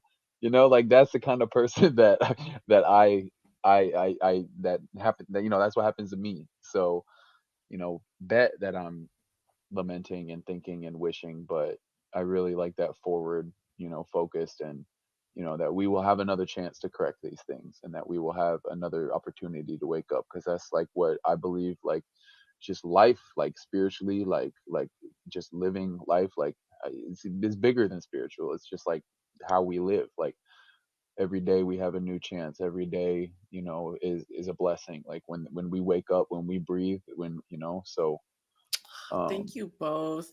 And Levi, what you're saying, about mirror work, I've never heard that term, but what you described last night, me Shadow and my work. sister, we were talking about love, and Assimilate your we shadow. started talking about self-love, and we talked about this distinct experience that I haven't even talked about it with a lot of people, but like I'm sure a lot of people can relate. But it's a distinct Pueblo woman experience where sometimes for some ceremonies we can't look in mirrors for very extended periods of time. And there's this moment when you finally do Wait, uncover the mirror. hang And you on. look at yourself after Hang on. There's a true story behind the human centipede? What the fuck is that? Bach, can you DM that to me, please? working hard, going through something difficult. You're physically tired, you're emotionally and spiritually tired. But there's just something special about that moment it when was you a Nazi do see doctor. yourself again, Hang and on. you're in this altered state of mind. You're in a kind of different place, and you're just like, "Oh my God, I'm so beautiful! Like, why did I think otherwise? Like, Oh, this is how great. dare I be ungrateful? Like," and it's just like it's, and nothing really compares to that. You kind of, after extending so much of yourself to others and getting this opportunity to love in a hard way, right? And thinking about how in our ways of life, love and suffering are like co-constitutive a lot of the times. Loving your community Ain't that the truth? involves that sacrifice. And so that moment when you get to see yourself again, you see yourself almost like in your purest form, it feels like. And there's just something so profound about it. And so today I've been feeling grateful, kind of ruminating on that bit that she left me with. And like, I think that in order for us to find self-love, like we need to be willing to take it in from the people around us so we can extend it back out. And is that not how energy in general works and regenerates itself? Again, not any hoo-hoo stuff, like literally just observe the observable nature of the universe, right? Like but I think that's kind of my final thought. Love doesn't exist in isolation ever. Not the most personal kinds of love, not the most intimate kinds of love. It's all connected. And I just feel really grateful to be in community with people like you and the Red Nation, because y'all have saved my life many times over. Thank you. Thank you for this space. All right. Yeah, for real. It looks like that is the end of the podcast, which we learned a lot about romantic love comrade. today and how it is a tool of capitalism. But because I've been thinking about the human centipede for like 3 straight days now, and Bot has now sent me an article about the human centipede. I'm going to go, now that I'm good and drunk, I'm going to go watch the human centipede. And I want to read this article first. The true story behind the human centipede. It's linked to Nazi Germany as director talks. They're making another human centipede? What the fuck? The iconic Dutch horror film, The Human Centipede, by director Tom Six, was released in 2009 and produced some rather visible reactions. It was condemned for its revolting and grotesque scenes, which showed a German surgeon who kidnaps 3 tourists, tortured them before he joins them surgically, mouth to anus, forming a human centipede, a conjoined triplet. Yes, trigger warning. You guys can all leave if you don't want to hear about the human centipede, all right?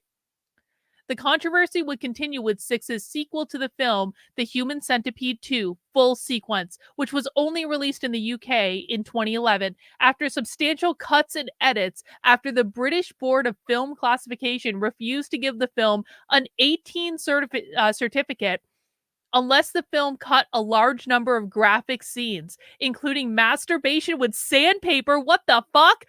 Grape with barbed wire and the brutal murder of a baby? There's a reason I never got through the second movie. The final film in the torture trilogy, The Human Centipede Final Sequence, was critically panned and derided for its enjoying of sexual violence and self-serious focus on punishment in the criminal justice system. Tom Six's next film is a psychological thriller, I don't know how to pronounce that, which is due out later this year. When is this written? Oh, this was in 2018. So we think this would be the perfect time to look at what inspired the Dutch director's disturbing, iconic trilogy. The Human Centipede. There were some key inspirations for Six's original horror flick, but some are more serious than others. The main inspiration for the film came from a joke that Six told to his friend, where he explained a punishment for child molesters, which would see their mouths stitched to the anus of a fat truck driver. I mean,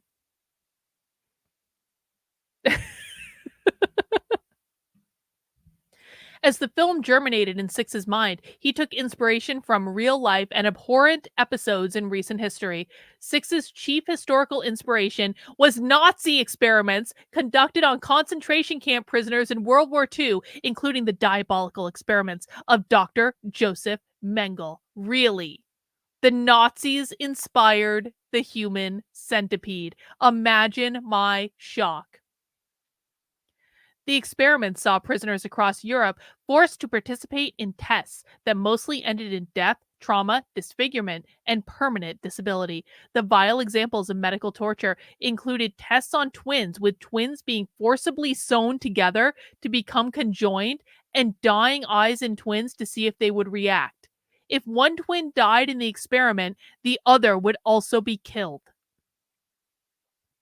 The monsters also conducted bone, muscle, and nerve transplants on prisoners without use of anesthesia.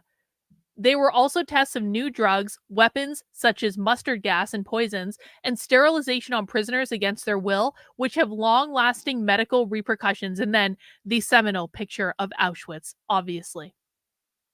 The film also features victims of multiple nationalities to represent countries involved in World War II, with the evil Dr. Joseph Heiter meaning cheerful in German, representing the Nazi German psyche.